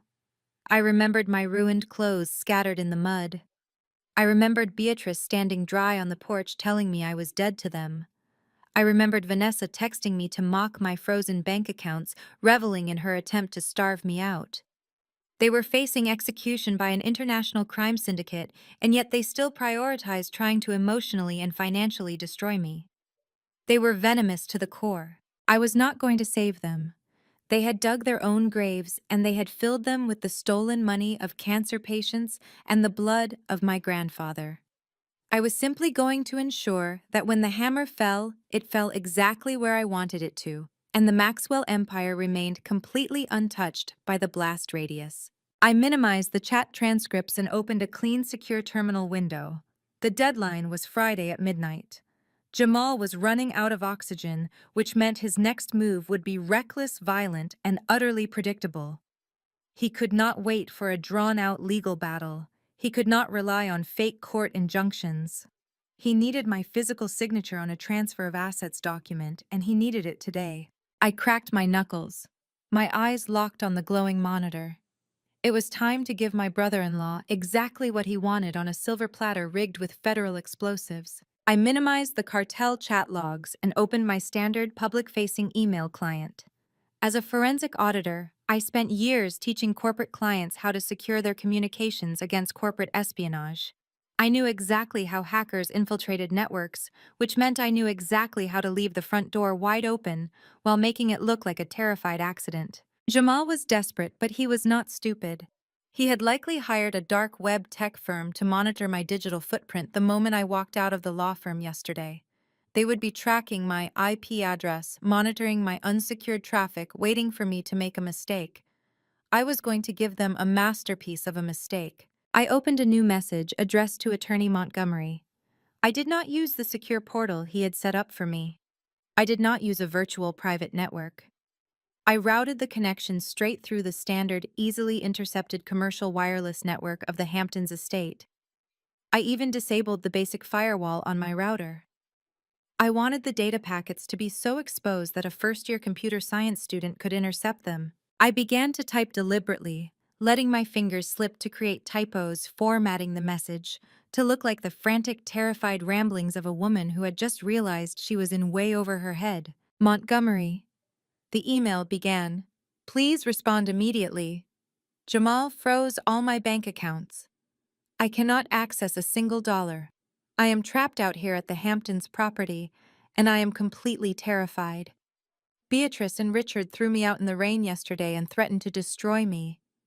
I do not know what Jamal is capable of, but my credit cards are declining and the estate funds are locked. I paused, making sure the tone hit that perfect note of absolute desperation. Jamal needed to believe the financial strangulation had worked perfectly. He needed to taste my panic. I continued typing. I have the original physical copies of the will with me. I also found a biometric safe behind a painting in the study. I opened it. Montgomery Grandpa kept ledgers. Physical ledgers tracking all the foundation money and some terrifying offshore transfers. I have them all sitting right here on the desk. I am too scared to drive back to the city to file the will with the probate court today. I am completely alone here. No security, no staff, just me and the original documents. Please tell me what to do. Can I just sign the transfer papers Jamal offered and make this stop. I cannot fight them. Please send help. I read over the draft. It was pathetic. It was the exact psychological profile my family had assigned to me my entire life: weak, easily intimidated, and entirely dependent on others to solve my problems. It confirmed that I had not yet legally filed the will, meaning the estate transfer was not yet a matter of public record. It confirmed I was alone, isolated, and entirely defenseless. Most importantly, it confirmed that the only physical evidence of their financial crimes was sitting on a desk in an empty mansion. It was an irresistible lure. For a man facing execution by an international cartel in less than 48 hours, this email was not just an opportunity, it was absolute salvation. I hovered my cursor over the send button. To make absolutely sure Jamal's surveillance team caught the transmission, I attached a high-resolution photograph of the original will and the black leather ledger resting on the mahogany desk. The metadata embedded in the image file contained the exact GPS coordinates of the Hamptons estate timestamped to the current minute. It was a digital flare gun fired directly into the dark sky. I clicked send. The progress bar zipped across the bottom of the screen, and the email vanished into the ether. I immediately closed the laptop, severing the connection. I did not need to wait for Montgomery to reply. I had already spoken with him through a secure satellite phone channel hours ago, warning him to ignore any unencrypted communications from my public addresses. He was already drafting the necessary cover stories on his end to keep my family completely in the dark. I stood up from the desk and began preparing the physical environment. If my psychological profile of Jamal was accurate, he would not wait for nightfall. The cartel deadline was breathing down his neck, and my email had just informed him that the window of opportunity was wide open. He would assemble whatever hired muscle he could afford on short notice and drive straight out to the coast. I moved through the massive study, meticulously arranging the scene. I placed the black leather ledger right in the center of the desk, perfectly aligned with the brass lamp.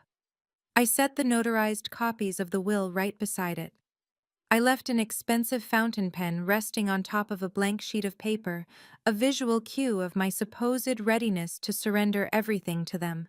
Then I walked to the heavy oak double doors of the study and pulled them wide open. I moved down the hallway, unlocking the grand front entrance of the mansion. I disarmed the localized perimeter alarms. I wanted them to drive right up to the front steps. I wanted them to walk through the doors feeling like absolute conquerors. They needed to feel the intoxicating rush of total victory right before the floor gave way beneath them. I returned to the study, pulled a heavy, high-backed leather chair into the center of the room, and sat down facing the open doors. The storm outside had completely died down, leaving the estate wrapped in a chilling, heavy silence. I crossed my legs, rested my hands calmly on the armrests, and looked at the clock on the wall. The bait was in the water. Now there was nothing left to do but wait for the predators to arrive. 70 miles away, in the heart of Manhattan, the atmosphere inside the Maxwell townhouse was suffocating. The air conditioning was running at full blast, but Jamal was sweating straight through his custom-tailored Italian shirt. He paced back and forth across the Persian rug in the living room, a crystal tumbler of scotch gripped tightly in his hand. The $50 million cartel deadline was a literal noose tightening around his neck with every passing hour. He had stopped checking the stock market and started checking the security cameras outside his building, terrified that the collection team had arrived early. Vanessa was sitting on the velvet sofa, chewing aggressively on her thumbnail. Her credit cards had started declining that afternoon. Jamal had quietly drained their personal accounts to cover the bare minimum operating costs of his collapsing hedge fund, leaving her humiliated at a high-end boutique. Richard was pouring himself his fourth drink at the wet bar, while Beatrice paced near the window, complaining bitterly about the social fallout they would endure if the country club found out about their financial situation. They were a family of cornered rats, mere hours away from turning on each other to survive. Then a sharp metallic ping echoed from the sleek black laptop resting on the glass coffee table. Jamal froze. He set his scotch glass down so hard the liquid sloshed over the rim. He had paid a small fortune to a dark web surveillance firm to monitor the digital traffic coming in and out of the Hamptons estate. He lunged across the coffee table and opened the laptop.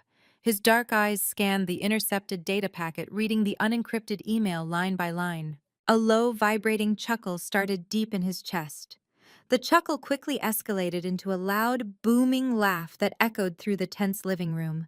The sheer, overwhelming relief radiating from his body instantly shifted the energy in the space. "I told you," Jamal shouted, slamming his hand triumphantly against the edge of the table. "I told you she would crack." Vanessa jumped up from the sofa. "What is it? What did she do?" Jamal spun the laptop around so the entire family could see the screen. He magnified the intercepted email and the attached high-resolution photograph. "Look at this masterpiece of cowardice." She routed it straight through the unsecured local network. "She is begging the lawyer for help. She says she is terrified, completely alone, and ready to sign the transfer papers to make it all stop. And look at the photo. She left the physical ledgers and the original will sitting right on the desk." Beatrice rushed over her designer heels, clicking sharply against the hardwood floor. She read the panicked words Cassidy had deliberately crafted, and a wicked, satisfied smile spread across her face. "She was always such a fragile, pathetic girl," Beatrice sneered, adjusting her silk blouse as her elite arrogance came flooding back. "One night alone in the dark, stripped of her bank accounts, and she completely crumbles. I knew the financial freeze would break her spirit. She does not have the stomach for this level of conflict. She is exactly where she belongs, crying in an empty room, waiting for someone to rescue her." Richard let out a long, heavy exhale, running a hand through his silver hair. He stared at the photograph of the black leather ledger resting on the mahogany desk. "That book contains every wire transfer we authorized from the foundation. We have to get our hands on it tonight and burn it to ash. If she hands that over to the probate courts or the authorities, we are finished." "We are not just burning the book," Jamal said, his voice dropping into a cold, ruthless register. "We are taking everything. The cartel deadline is tomorrow night. I am not waiting for a drawn-out legal surrender or for the lawyer to drive out there and hold her hand. We are going to the Hamptons right now." We walk in, we put the asset transfer documents in front of her face, and we do not leave until her signature is on the dotted line. Vanessa clapped her hands together, a sudden vicious excitement lighting up her eyes. "Finally. We can kick her out into the dirt where she belongs and get our lives back. I want my yacht, Jamal. I want everything that old man promised us." Jamal was already pulling out his encrypted cellular phone.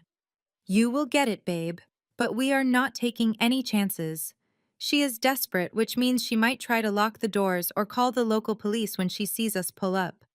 I am going to make a few phone calls and stack the deck so heavily she will not even be able to breathe without our permission." He dialed a number he kept strictly off the books. It belonged to a private security contractor who specialized in hostile corporate takeovers and aggressive asset seizures. Jamal did not mince words. He ordered 4 heavily armed ex-military contractors who knew how to clear a massive residential property without asking questions. He promised them triple their usual rate for immediate same-day deployment. Next, Jamal opened his contacts and found the number for a local law enforcement official in the Hamptons. Sheriff Higgins had been on Jamal's payroll for years, accepting generous cash envelopes in exchange for ignoring the noisy, extravagant parties the Maxwell family threw during the summer season. "Sheriff Higgins," Jamal said smoothly when the line connected. "I have a highly sensitive family emergency at our coastal estate. My sister-in-law is suffering from a severe psychotic break. She broke into the property, she is highly unstable, and she is hoarding sensitive corporate documents. I am heading out there with my family to conduct a wellness check and secure the premises. I need you to meet us at the gates with your cruiser. Bring an official eviction mandate. I will make sure a $50,000 campaign donation finds its way to your office by Monday morning." Jamal hung up the phone and smiled at his family. "It is done. We have the muscle to intimidate her, and we have the badge to make it look completely legal if the neighbors get curious." Richard walked over to the wet bar and poured himself a fresh drink, raising the glass in the air. "To Theodore Maxwell. His empire is finally in the right hands." Beatrice laughed a high, cruel sound as she picked up her designer handbag. "Let us go show the little penny counter what real power looks like." Jamal grabbed the freshly printed asset transfer documents and slid them into his expensive leather briefcase. He adjusted his suit jacket, feeling the intoxicating rush of absolute victory. He had outsmarted the cartel, he had outplayed the old man, and he was about to crush the annoying little auditor who thought she could stand in his way. They marched down to the underground parking garage of the townhouse. 3 black luxury SUVs were already idling their headlights, cutting through the dim concrete space. The family climbed into the plush leather interiors, surrounded by wealth, arrogance, and a completely false sense of security.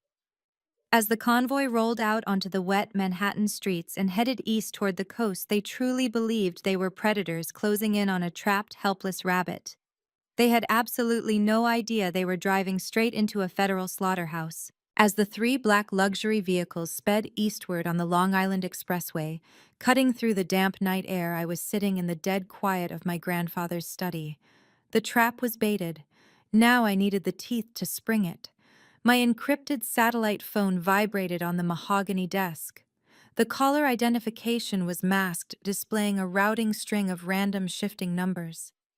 I picked up the heavy device and pressed the green button to accept the connection. "Cassidy Maxwell," I answered, my voice steady.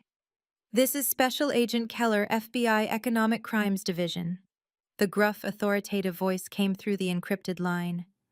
"I received your data packet 15 minutes ago. I also have United States Attorney Vance on a secure conference line. You have our undivided attention. Talk to me." I did not waste time with pleasantries or emotional appeals. "Agent Keller, Attorney Vance, what you are looking at is a comprehensive forensic audit of Vanguard Apex. My brother-in-law Jamal has been operating a massive Ponzi scheme. The legitimate revenue of his hedge fund flatlined over 2 years ago.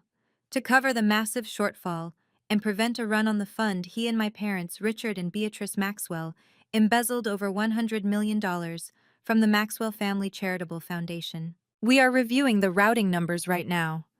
The U.S. attorney said, her tone sharp and entirely focused. "This is a staggering amount of capital to siphon from a registered nonprofit. But your email mentioned a cartel and a conspiracy to commit murder. That elevates this from white-collar financial fraud to a RICO case and homicide. Do you have the documentation to back that up?" "Open the folder, labeled Obsidian Global," I instructed, pulling up the corresponding file on my own terminal to guide them.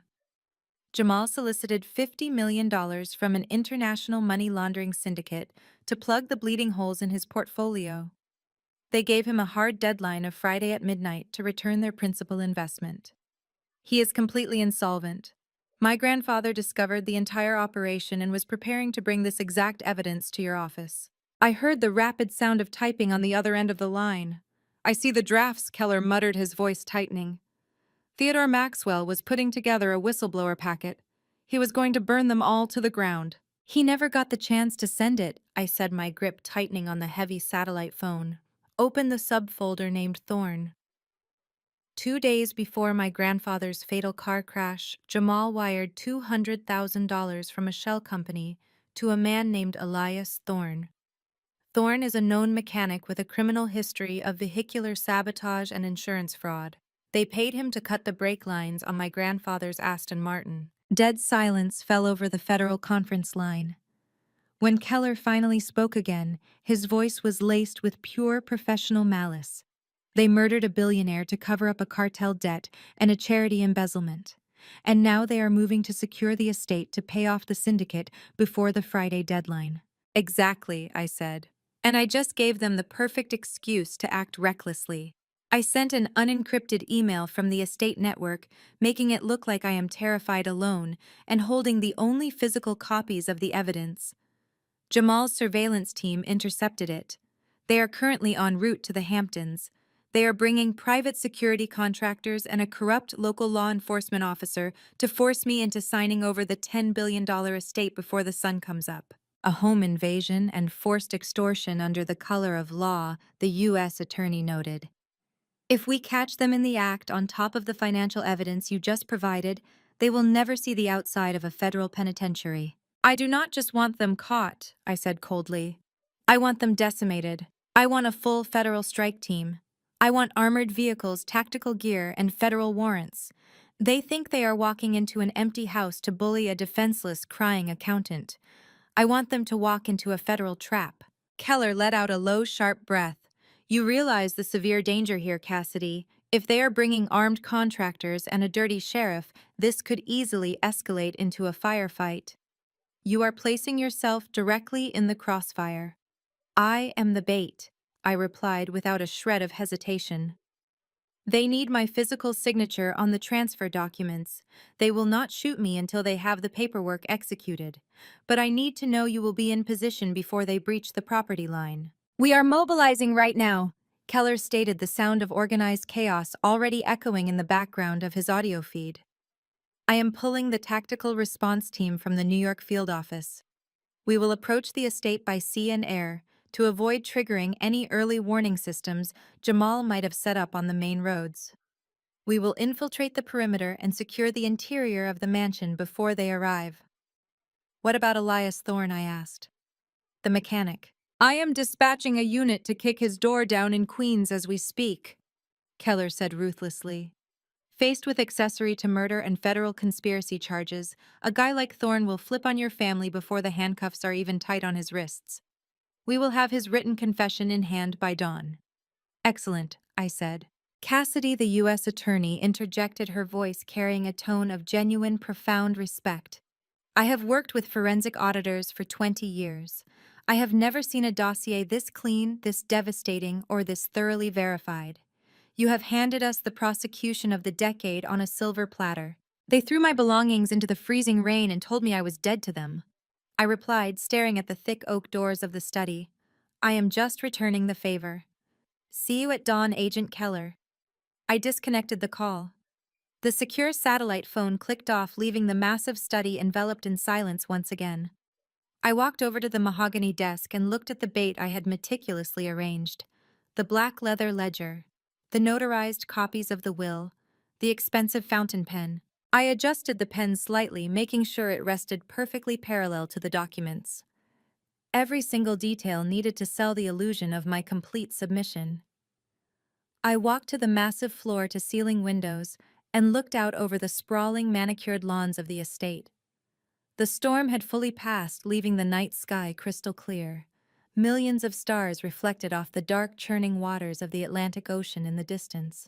My family was speeding toward me right now, drunk on their own arrogance fueled by sheer desperation and greed. They thought the Maxwell Empire was ripe for the taking. They thought I was nothing but a fragile roadblock they could easily smash to pieces. I sat back down in my grandfather's heavy leather chair and folded my hands in my lap. The chessboard was set. The federal pieces were moving into position. The endgame was finally here. The horizon over the Atlantic shifted from pitch black to a bruised metallic gray. The sun was just beginning to rise, casting long, sharp shadows across the manicured lawns of the Hamptons estate. I remained seated in my grandfather's leather chair, watching the high-definition security monitors I had linked to my laptop. The federal tactical teams had infiltrated the property 2 hours ago under the cover of darkness. They moved like absolute ghosts. I never heard a single footstep on the hardwood floors, never saw a single flashlight beam sweep across the corridors. Agent Keller had simply sent a single encrypted text message to my secure device reading that they held the house and were awaiting the breach. At exactly 6 in the morning, the heavy, oppressive silence of the coastal road was shattered by the deep, aggressive roar of high-performance engines. On my monitor, I watched 3 massive, blacked-out luxury SUVs turn off the main highway and approach the front entrance. Finding the wrought iron gates standing wide open just as I had left them, the drivers did not even pause. The convoy accelerated up the long, winding driveway, their thick tires crunching loudly and violently against the gravel. They drove with the absolute reckless entitlement of people who believed they owned the very ground they were parking on. The 3 massive vehicles slammed to a halt in the circular motor court right at the base of the grand front steps. The heavy doors swung open simultaneously. Jamal stepped out first. He had changed out of his Manhattan business suit and was now wearing a dark, expensive cashmere overcoat, trying desperately to project the image of a ruthless, untouchable mob boss. Vanessa emerged from the passenger side, clutching a designer handbag against her chest, her face twisted into a grotesque, triumphant smirk. Richard and Beatrice stepped out of the second vehicle. My mother looked around the massive property, her eyes glittering with unchecked greed, mentally calculating how quickly she could redecorate the classic stone facade to suit her own vain aesthetic. From the third SUV, the hired muscle deployed. 4 massive men stepped onto the gravel. They wore tactical dark clothing, heavy boots, and carried themselves with the rigid, aggressive posture of ex-military private contractors. They had sidearms holstered visibly at their hips and held heavy black batons in their hands. They immediately fanned out, taking up intimidating positions at the base of the marble steps, scanning the empty windows of the mansion. They were trying to look like an elite strike force, completely unaware that heavily armed federal agents had sniper rifles trained directly on their chests from the second-floor balconies. Finally, the local law enforcement arrived to legitimize the raid. A heavily marked county cruiser pulled up behind the luxury SUVs, its red and blue lights flashing silently in the cold, gray morning light. Sheriff Higgins stepped out of the driver's seat. He was a bulky, red-faced man whose uniform looked entirely too tight around his waist. He was carrying a thick manila folder and a red and white plastic megaphone. He looked sweaty, shifting nervously from foot to foot, likely thinking about the $50,000 campaign donation Jamal had promised him to make this illegal eviction look like a standard judicial procedure. Sheriff Higgins waddled up the marble steps, standing safely behind the wall of private contractors. He raised the megaphone to his mouth. A loud screeching burst of static pierced the quiet morning air, causing a flock of seagulls to scatter frantically from the nearby oak trees. Cassidy Maxwell. The sheriff's voice boomed, artificially amplified and echoing aggressively off the stone walls of the mansion. This is the county sheriff. I am holding a court-ordered emergency injunction and a temporary conservatorship mandate. You are currently trespassing on restricted property. We have medical personnel on standby. Walk out the front doors with your hands visible. Bring all requested financial and estate documents with you immediately. If you refuse to comply, we are authorized to breach the doors and remove you by physical force. Jamal could not resist the urge to gloat. He snatched the megaphone roughly from the sheriff's hands. He stepped right in front of the armed guards, feeling entirely invincible, believing he had outsmarted a cartel, a billionaire, and the legal system all at once. "Cassidy," he shouted, his voice dripping with pure, concentrated venom. "The game is over. We froze your accounts. We locked you out of the trusts. You have nowhere to run and nobody to call. Bring the ledger and the will out here right now. If you make my guys break down those doors, I promise you your psychotic break is going to get very physical and very painful." Beatrice stepped up next to him, placing a hand affectionately on his cashmere shoulder. She cupped her hands around her mouth and screamed up at the second-story windows, assuming I was hiding and crying in a bedroom. "Do not be an idiot, Cassidy. You brought this entirely on yourself by trying to steal from your own family. Just bring the papers down and sign them. We will have the sheriff escort you to a nice, quiet psychiatric facility where you can get the help you clearly need." Vanessa laughed, a shrill, piercing sound that cut right through the cold morning air. "Come on out, little sister. You wanted to play with the big boys, right? Let us see how tough you are when the police are putting you in the back of a squad car." I sat in the study watching their pathetic, noisy circus on the high-definition security feed. The sheer magnitude of their arrogance was staggering. They had brought an illegally bribed cop and a squad of mercenaries to a federal ambush.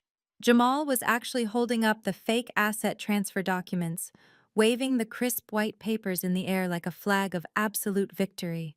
I stood up from my grandfather's leather chair. I smoothed down the front of my gray suit jacket, ensuring there was not a single wrinkle in the fabric. I picked up the blank piece of paper and the expensive fountain pen I had left on the mahogany desk. I walked out of the study, the heavy soles of my shoes clicking steadily against the hardwood floor of the corridor. I moved toward the grand foyer, descending the sweeping marble staircase with slow, deliberate precision. Outside, Jamal was screaming into the megaphone again, his patience wearing thin as the cartel deadline ticked closer in his mind. "I am giving you exactly 60 seconds, Cassidy. Then we are kicking the doors off the hinges and dragging you out by your hair." I reached the massive double front doors of the mansion. I placed my hand on the heavy cold brass handle. The air inside the grand foyer was perfectly still. I took one final deep breath, letting the forensic auditor step aside and letting the rightful heir of the Maxwell empire take full control. It was time to open the door. I turned the heavy brass handle and pushed the massive double doors outward.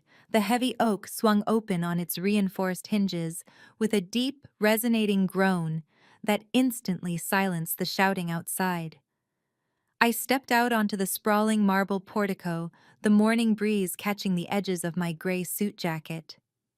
I stood at the top of the wide stone steps, looking down at the invading army gathered in my driveway. The contrast was striking. Below me was a chaotic mob fueled by greed, desperation, and raw panic. They had brought armored vehicles, hired mercenaries with batons, and a corrupt law enforcement officer sweating in his tight uniform. I had brought nothing but myself, a blank sheet of printer paper, and an expensive fountain pen resting loosely in my hand. For a few seconds, nobody moved.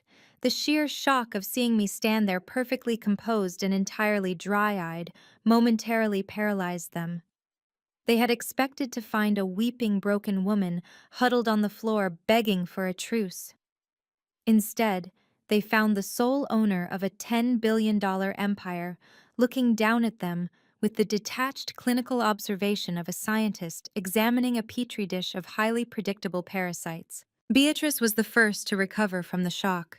She pushed her way past one of the armed contractors, her designer heels clicking sharply against the gravel as she marched to the bottom of the marble steps. She looked up at me, her face twisting into a sneer of absolute concentrated contempt. "Look at you," Beatrice spat, her voice echoing across the quiet coastal property. "You are actually trying to look brave. It is pathetic, Cassidy. It really is. You thought you could lock yourself in this mansion and play billionaire for a night. You thought holding a piece of paper signed by a senile old man magically made you our equal." I did not respond. I simply watched her, letting the silence amplify her rising hysteria. I knew she was a woman who stole millions from pediatric cancer charities, yet she stood there acting morally superior. "You are a joke," Beatrice continued, taking a step up the stairs, her voice growing louder and more vicious. "You have always been a joke. You sit in a gray cubicle under fluorescent lights counting other people's money. You are a glorified human calculator. You do not have the intelligence, the pedigree, or the spine to manage a global corporate empire. If you actually took control of Maxwell Holdings, you would bankrupt the entire legacy in a month. You lack the vision. You lack the ruthlessness. You are nothing but a minor bureaucratic annoyance, and you are currently trespassing in my house." She gestured wildly to the massive stone facade behind me. "This belongs to me. I am Theodore Maxwell's only daughter. I am the rightful heir. You are just a glitch in the paperwork, a temporary inconvenience that we are fixing today." Vanessa stepped up right beside our mother, feeding off the aggressive energy. She crossed her arms, her diamond rings catching the morning light. "You really thought you outsmarted us, did you not?" Vanessa laughed, a harsh grating sound. "How was your night in the dark, little sister? Did you enjoy finding out that $10 billion on paper means absolutely nothing when your bank accounts are frozen solid? You are entirely broke. You cannot even afford to order a pizza right now, let alone hire a lawyer to fight us." Richard moved to flank his wife, his face flushed with arrogant satisfaction. "It is over, Cassidy."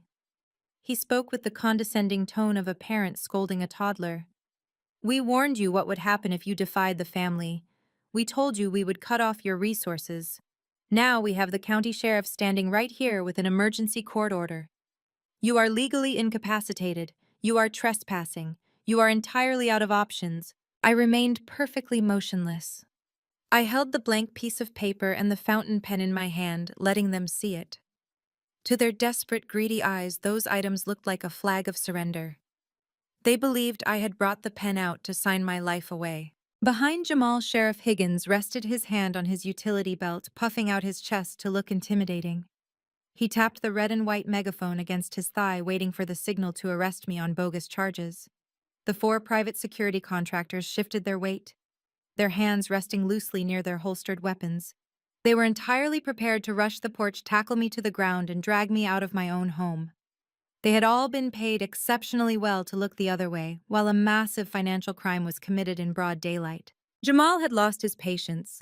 The $50 million cartel deadline was burning a hole in his brain, and he could not waste another second on Beatrice's theatrical monologues. He shoved past his hired mercenaries, his heavy footsteps thudding violently as he marched straight up the marble steps. He did not stop until he was standing just inches away from me, utilizing his massive height to tower over my much smaller frame. He ripped the forged asset transfer document from his leather briefcase and shoved it aggressively directly against my chest, crushing the crisp paper against my gray suit jacket. "I am done playing games with you!" Jamal growled, his voice a low, terrifying rumble meant only for me to hear. The veins in his neck were pulsing visibly. "You are going to take this pen, you are going to sign on the dotted line, and you are going to hand the estate over to me right now. If you hesitate for even 1 second, I am going to signal the sheriff. He will put you in handcuffs, drag you down these steps in front of everyone, and lock you in a psychiatric hold for the next 30 days. He leaned his face so close to mine I could smell the stale coffee and sheer panic on his breath. He pointed a thick finger at my face. "Sign the paper, Cassidy. Sign it, or I will let my guys throw you onto the pavement and we will take it by force." I did not flinch. I did not take a single step back. The sharp edge of the forged legal document crinkled loudly against my collarbone, pressed hard by Jamal's trembling hand. He was breathing heavily, his broad chest heaving under his expensive cashmere overcoat. I looked directly into his dark, bloodshot eyes. I saw the absolute terror hiding just beneath his aggressive, domineering posture. The $50 million cartel debt was screaming in his mind, deafening him to all logic and reason. He honestly believed he was the apex predator standing on this porch. He believed physical violence and loud intimidation were the ultimate currencies of power. As a forensic auditor, I knew the truth. Real power does not need to scream through a megaphone. Real power does not need to shove paper against someone's chest. Real power operates in absolute silence until it is time to drop the hammer. I let my gaze flick briefly over his broad shoulder. At the bottom of the sweeping marble steps, Beatrice was tapping her designer shoe impatiently against the wet gravel, waiting for the victorious moment she could finally step over me and claim her stolen throne. Richard was whispering something to Sheriff Higgins, likely confirming the logistics of tossing me into the back of a filthy squad car. Vanessa was practically vibrating with malicious excitement, her eyes locked eagerly on the paper crushed against my chest, waiting for my ink to hit the page so she could go buy her luxury yacht. The 4 private military contractors stood like stone statues, their hands hovering dangerously near their holstered sidearms, waiting for Jamal to give the signal to attack. It was a perfect, picturesque portrait of an organized criminal enterprise operating with complete impunity in broad daylight. They had brought an army to crush a single accountant. They thought I was entirely isolated. They thought stripping me of my bank accounts and threatening me with a corrupt county sheriff would paralyze me with fear. They expected the quiet, overlooked sister to simply collapse under the sheer weight of their collective authority. But as I looked at their greedy, expectant faces, I felt no fear. I felt only the icy, calculating precision of a trap perfectly executed. Every single variable had aligned exactly as I had modeled it in the war room. I had mapped their desperation, predicted their timeline, and baited the hook with absolute perfection. I looked back up at Jamal. The heavy scent of his expensive cologne mixed with the sharp, sour odor of his nervous sweat. He pressed the transfer document harder against my suit jacket, his jaw locked tight. "Are you deaf, Cassidy?" Jamal growled, his voice vibrating with barely contained violence. "Pick up the pen. Sign the paper right now, or I swear to God I will let them break you in half." I slowly raised my left hand. Jamal smirked, a fleeting flash of triumph crossing his face. He assumed I was finally yielding, reaching up to take the document and sign my life away. He assumed his brute force tactics had won the war. Instead, I simply opened my fingers. The blank sheet of printer paper and the expensive gold fountain pen I had carried out with me slipped effortlessly from my grasp.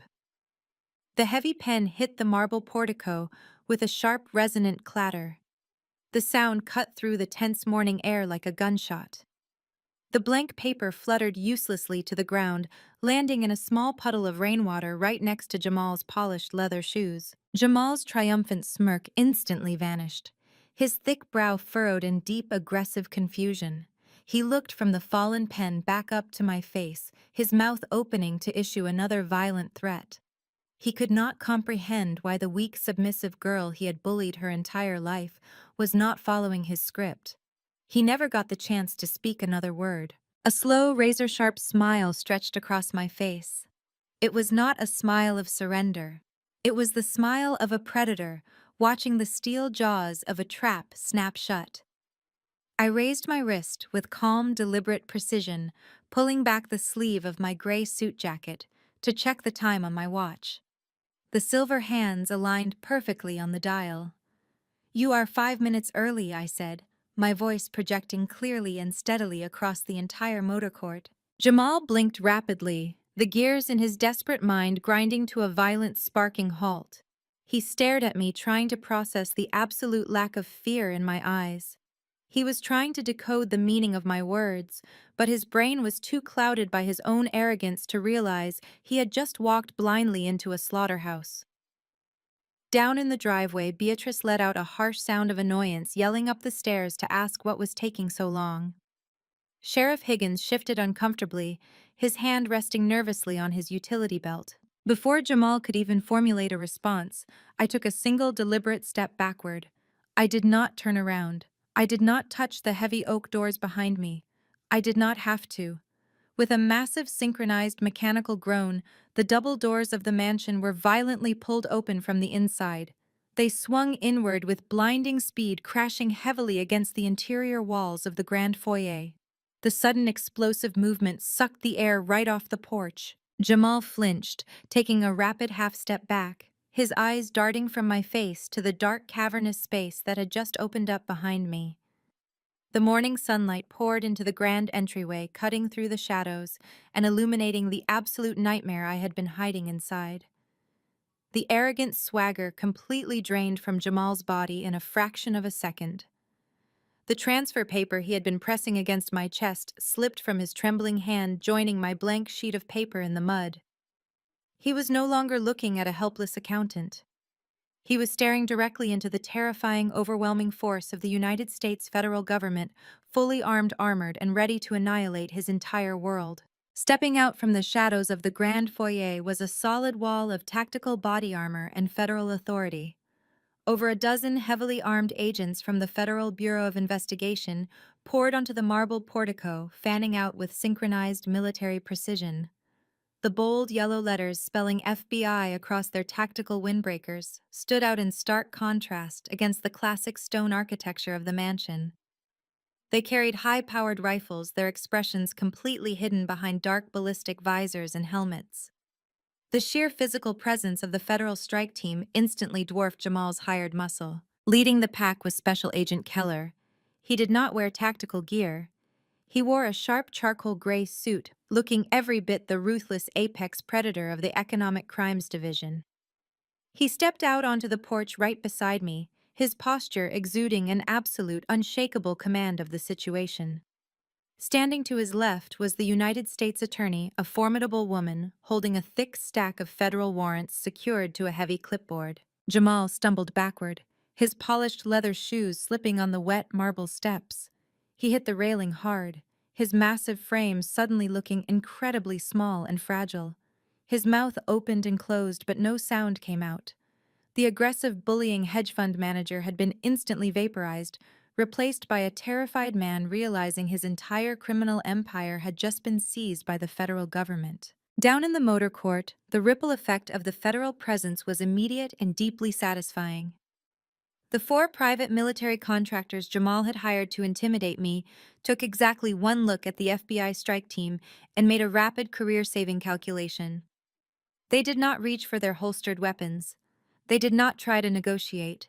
They immediately raised their hands high in the air, stepped away from the luxury vehicles, and dropped to their knees on the wet gravel. They knew the difference between a wealthy client paying for an illegal eviction and a federal mandate authorizing deadly force. Sheriff Higgins, the corrupt local officer expecting a $50,000 campaign donation, turned the color of spoiled milk. The red and white plastic megaphone slipped from his sweaty grip, clattering loudly against the driveway. He raised his hands, his entire body trembling, as two federal agents moved swiftly down the stairs to secure him, stripping his badge and sidearm before he could even utter a word of protest. Beatrice and Richard stood completely frozen by the third SUV. My mother's eyes were wide with a terror I had never seen before. Her designer handbag slipped from her shoulder, hitting the muddy ground. Richard looked like he was having a physical medical emergency, his chest heaving as he stared at the federal agents pouring out of the house he thought he was about to conquer. Vanessa grabbed her father's arm, letting out a high, panicked, whimpering sound, her elite arrogance completely shattered. Special Agent Keller stepped to the edge of the portico and looked down at the terrified group. Jamal Maxwell, Richard Maxwell, Beatrice Maxwell, and Vanessa Maxwell. Keller's voice boomed across the property, carrying a cold metallic authority that required no megaphone. This property is currently under the jurisdiction of the Federal Bureau of Investigation. You are all subjects of a massive federal probe involving wire fraud, money laundering, and the embezzlement of over $100 million from the Maxwell Family Charitable Foundation. The United States Attorney stepped forward, raising the heavy clipboard. We hold federal warrants for your immediate arrest, and we have already secured injunctions freezing every single domestic and offshore asset tied to Vanguard Apex and your personal holdings. Your financial networks have been entirely seized. You have zero access to capital, zero access to private flights, and zero leverage. Jamal gripped the marble railing, his knuckles turning white. He shook his head frantically, trying desperately to construct a defense. This is a mistake, Jamal stammered, his voice cracking wildly. You have no proof. She manipulated the data. Cassidy is a disgruntled heir. She forged those ledgers to frame us. We are legitimate investors. Richard found his voice, stepping forward with a pathetic display of false confidence. Agent, I demand to speak to my attorneys. You are trespassing on a family dispute. My daughter is mentally unstable and trying to steal our legacy. There is absolutely no proof of any financial crimes here. I smiled, glancing at Agent Keller. He gave a sharp, definitive nod to the agents stationed just inside the grand foyer. We are not just here for the financial crimes, Richard Agent Keller said, his voice dropping into a deadly quiet register that silenced the entire driveway. We are here for the homicide. The blood completely drained from Richard's face. Beatrice let out a choked, horrific gasp, taking a step backward and colliding hard with the side of the SUV. Jamal's knees buckled slightly, his massive frame sliding down the marble railing as the gravity of the word homicide hit him. Bring him out, Keller commanded over his shoulder. Two heavily armed agents stepped out from the shadows of the mansion's interior. They were not alone. Walking between them, his hands shackled heavily behind his back and his feet bound by chains, was a man wearing a bright orange Federal Holding Facility jumpsuit. He looked battered, exhausted, and entirely defeated. It was Elias Thorne, the mechanic. The instant Jamal and Richard saw Thorne standing on the portico surrounded by federal agents, their remaining shred of defiance completely evaporated. They knew exactly who he was, and they knew exactly what his presence here meant. We kicked his door down in Queens at 3 a.m, Keller announced, gesturing to the shackled mechanic. Confronted with a mountain of offshore wire transfer receipts provided by your niece, Mr. Thorne decided to be highly cooperative to avoid the death penalty. He provided a full recorded and signed confession before the sun even came up. He admitted that Jamal and Richard Maxwell paid him $200,000 through a Cyprus shell company to sever the brake lines on Theodore Maxwell's vehicle. I stepped forward, moving right to the edge of the top step, looking down at the people who shared my blood. You thought you were so incredibly smart, I said, my voice ringing out with absolute clarity. You thought you could murder my grandfather to stop his SEC audit. You thought you could steal a $10 billion estate to pay off your cartel debt. You thought throwing my clothes into the freezing rain would break me. But you forgot one crucial detail. You forgot that my grandfather trained me to hunt parasites just like you. Thorne looked down at Jamal and Richard. I gave them everything, the mechanic muttered, his voice hoarse and broken. The offshore routing numbers, the burner phones, the meeting we had in the parking garage. It is over. They have all of it. Vanessa. You texted me yesterday asking how it felt to be a billionaire who could not afford a cup of coffee. I called down to my sister, who was now weeping uncontrollably against the SUV tire. I feel perfectly fine. But I highly recommend you start worrying about how you are going to explain to an international money laundering syndicate that the $50 million you owe them by midnight tomorrow has just been seized by the United States government. The feds will protect you in a maximum security cell, but your luxury lifestyle is officially dead. The reality of their situation crashed down upon the family with the force of a falling building. They were not going to a country club. They were not going to fight a drawn-out legal battle in a comfortable Manhattan courtroom. They were going to federal prison for conspiracy to commit murder, and they were going to do it completely broke. Arrest them all, Keller commanded. The tactical agents surged forward down the marble steps, pulling heavy steel handcuffs from their tactical vests. The endgame had officially arrived, and it was glorious. The instant the tactical agents moved, the last shred of Jamal's false bravado shattered. His survival instinct, honed by years of dodging financial regulators and manipulating high-net-worth clients, finally short-circuited. He looked at the approaching agents, looked at the mechanic standing in orange federal shackles, and completely snapped. He dropped his expensive leather briefcase. The forged transfer documents fluttered uselessly into the wet gravel. Jamal spun on his heel and sprinted frantically toward the eastern perimeter of the estate, aiming for the dense line of oak trees that bordered the coastal highway. It was a pathetic, desperate display. A man wearing a $3,000 cashmere overcoat and polished Italian loafers was never going to outrun highly trained federal agents wearing combat boots and tactical gear. He made it exactly 40 yards across the manicured front lawn before a massive agent closed the distance. The agent launched forward, tackling Jamal around the waist with the sheer force of a freight train. They hit the wet, muddy grass with a heavy bone-crunching thud. Jamal let out a sharp cry as the air was violently driven from his lungs. "Get your hands behind your back!"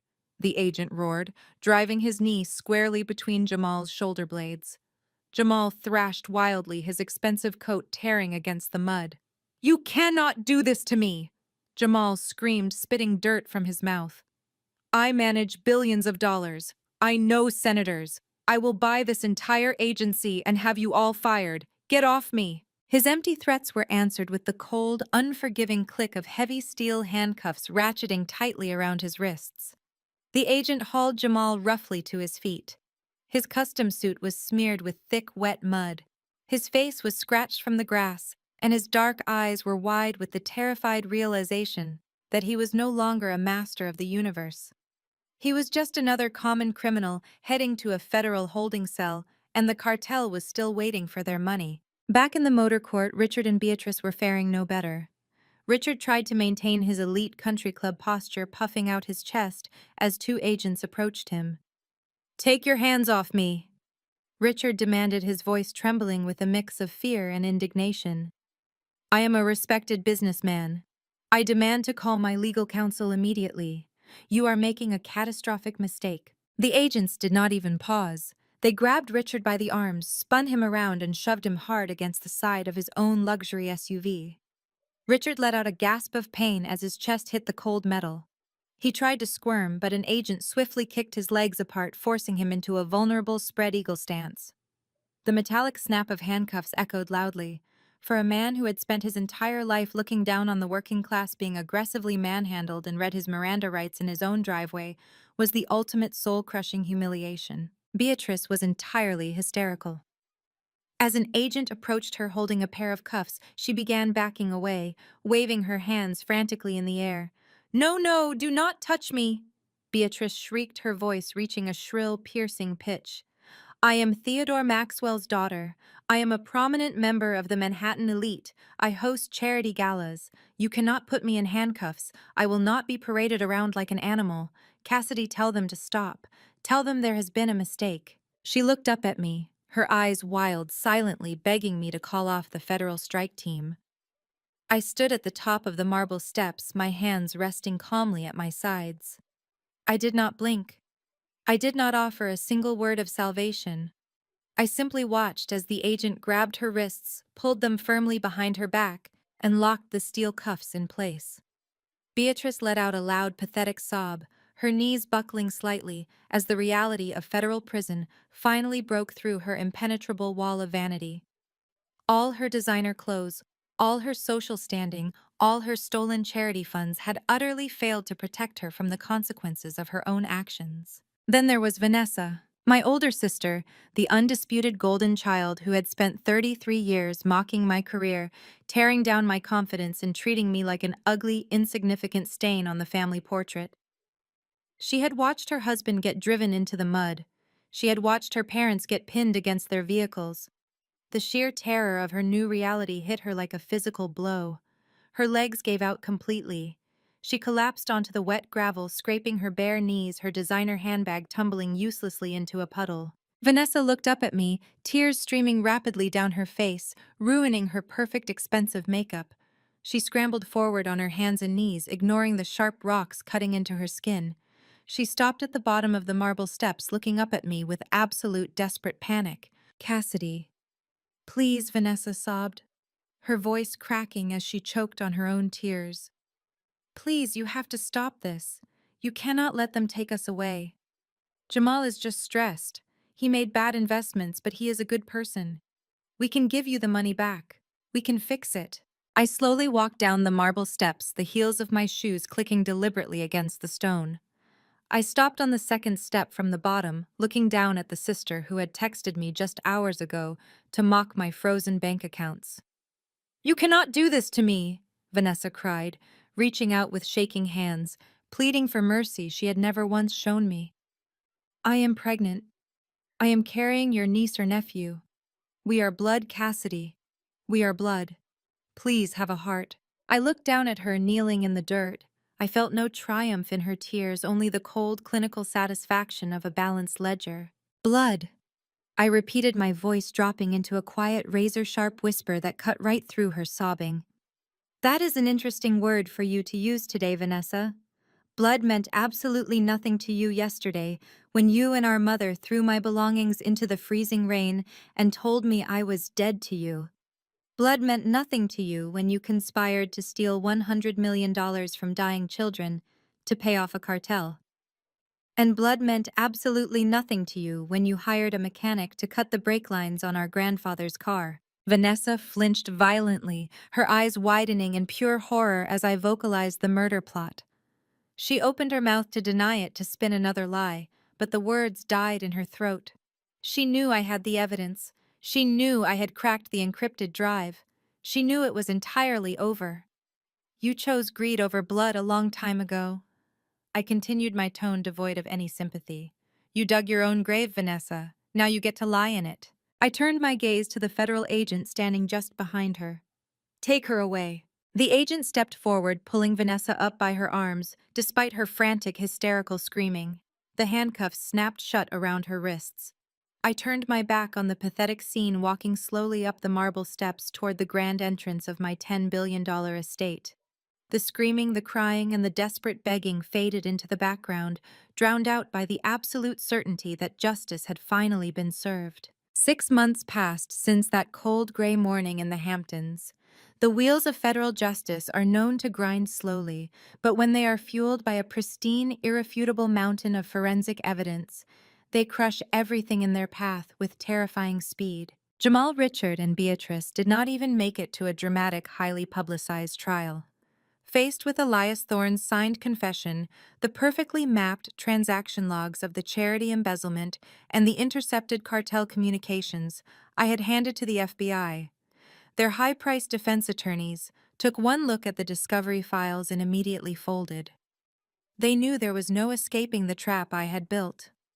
The lawyers advised their clients to take blind plea deals just to avoid the death penalty for conspiracy to commit murder.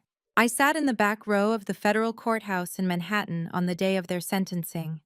The judge, an uncompromising man with zero tolerance for white-collar predators, looked down at my family with absolute disgust. He openly condemned their blatant theft from pediatric cancer funds and their cowardly assassination of Theodore Maxwell. All three received 25-year sentences in maximum security federal penitentiaries with absolutely no possibility of parole. I watched as the heavy steel chains were secured around their waists and ankles. Beatrice wept bitterly, looking frantically around the gallery for any sympathetic faces from her elite social circles, but those seats were entirely empty. They had traded their custom-tailored suits and country club memberships for orange jumpsuits and concrete walls. They would spend the rest of their natural lives locked in cages, completely stripped of the wealth and status they had killed to protect. Vanessa managed to avoid a prison sentence, but her punishment was arguably more poetic. The federal prosecutors determined she was too ignorant of the actual mechanics of the financial fraud and the assassination plot to be charged as a direct co-conspirator. However, the federal government's asset forfeiture division was not nearly as forgiving. The feds aggressively clawed back every single cent Jamal had stolen. They seized all of Vanessa's joint bank accounts, liquidated her extensive jewelry collection, auctioned off her designer wardrobes, and repossessed her luxury vehicles. Completely bankrupted and publicly disgraced, she was instantly shunned by every socialite circle in New York. The former golden child of the Maxwell family, who had constantly mocked my salary and my career, was now living in a cramped government-subsidized Section 8 apartment in a gritty, unforgiving borough. To meet her court-ordered restitution payments and afford basic groceries, she was forced to take a grueling minimum wage job, folding clothes at a massive discount retail outlet. I received a brief, deeply satisfying report from the private investigator I kept on retainer. He described Vanessa standing on her feet for 10 hours a day, wearing a cheap, scratchy polyester uniform, taking verbal abuse from impatient customers who did not care about her former pedigree. The woman who had sneered at my gray suits was now spending her life serving the exact working-class people she used to actively despise. While my biological family faced total annihilation, I went to work on the Maxwell empire. Taking the helm as the sole shareholder and chief executive officer of Maxwell Holdings, I deployed my forensic auditing skills on a massive corporate scale. I did not just inherit the company. I surgically dismantled and rebuilt it. I spent the first 3 months conducting a brutal, uncompromising purge of the entire organization. I marched into the executive boardrooms and fired every single vice president, director, and manager who had turned a blind eye to Jamal's shell companies. I handed their internal communications over to the Securities and Exchange Commission and watched them get escorted out of the building by corporate security. I closed the offshore tax loopholes, restructured the global investment portfolios, and rebuilt the company's financial infrastructure with a level of absolute ironclad transparency that shocked Wall Street. I transformed the enterprise from a bloated, vulnerable target into a lethal, impenetrable fortress of legitimate capital. But I did not just protect the money, I weaponized it. Honoring the true spirit of my grandfather's legacy, I established a massive, heavily funded foundation dedicated entirely to providing elite legal and forensic accounting resources to victims of financial abuse and corporate fraud. We hired the best financial investigators in the country. We hunted down predators who operated in the shadows of high finance, using my grandfather's wealth to tear apart the very same kind of parasites that had infected our own family. We gave a voice and a sword to people who had been swindled, extorted, and silenced by corrupt elites. Today is my 34th birthday. I am standing in the penthouse CEO suite of the Maxwell Holdings Tower in Lower Manhattan. The floor-to-ceiling glass windows offer a breathtaking, unobstructed view of the New York City skyline. The city below is a sprawling grid of ambition, greed, and power, pulsing with the constant chaotic flow of money. Millions of people are rushing through those streets, chasing wealth, chasing status, and trying to build their own empires. I take a sip of dark, bitter coffee from a simple ceramic mug, feeling the quiet, absolute authority radiating through the massive office. My desk is clear of clutter, save for a single framed photograph of me and my grandfather, the same photograph I had rescued from the muddy lawn in the pouring rain 6 months ago. The glass has been replaced, but the memory of that day remains razor sharp. I do not need a luxury yacht in Monaco to prove my worth. I do not need the fake, superficial smiles of country club elites to validate my existence. I look out over the endless horizon, the undisputed master of a $10 billion empire. They thought they could break the quiet accountant. They thought they could bully me into submission and steal a legacy they did not earn. Instead, they handed me the keys to the kingdom. The forensic audit is complete, the ledger is finally balanced, and the accounts are settled in full. The story of Cassidy illustrates that true power resides not in loud arrogance or stolen wealth, but in quiet preparation and unwavering integrity. Her toxic family believed they could crush her by stripping away her financial access, fundamentally underestimating the resilience she built through years of neglect. As an AI, I see a clear, grounded reality here. While you cannot control how others treat you, you completely control your preparation and response. Emotional and financial independence serve as your ultimate shields against manipulation. Take control of your own narrative today and share how you've overcome toxic environments in the comments below.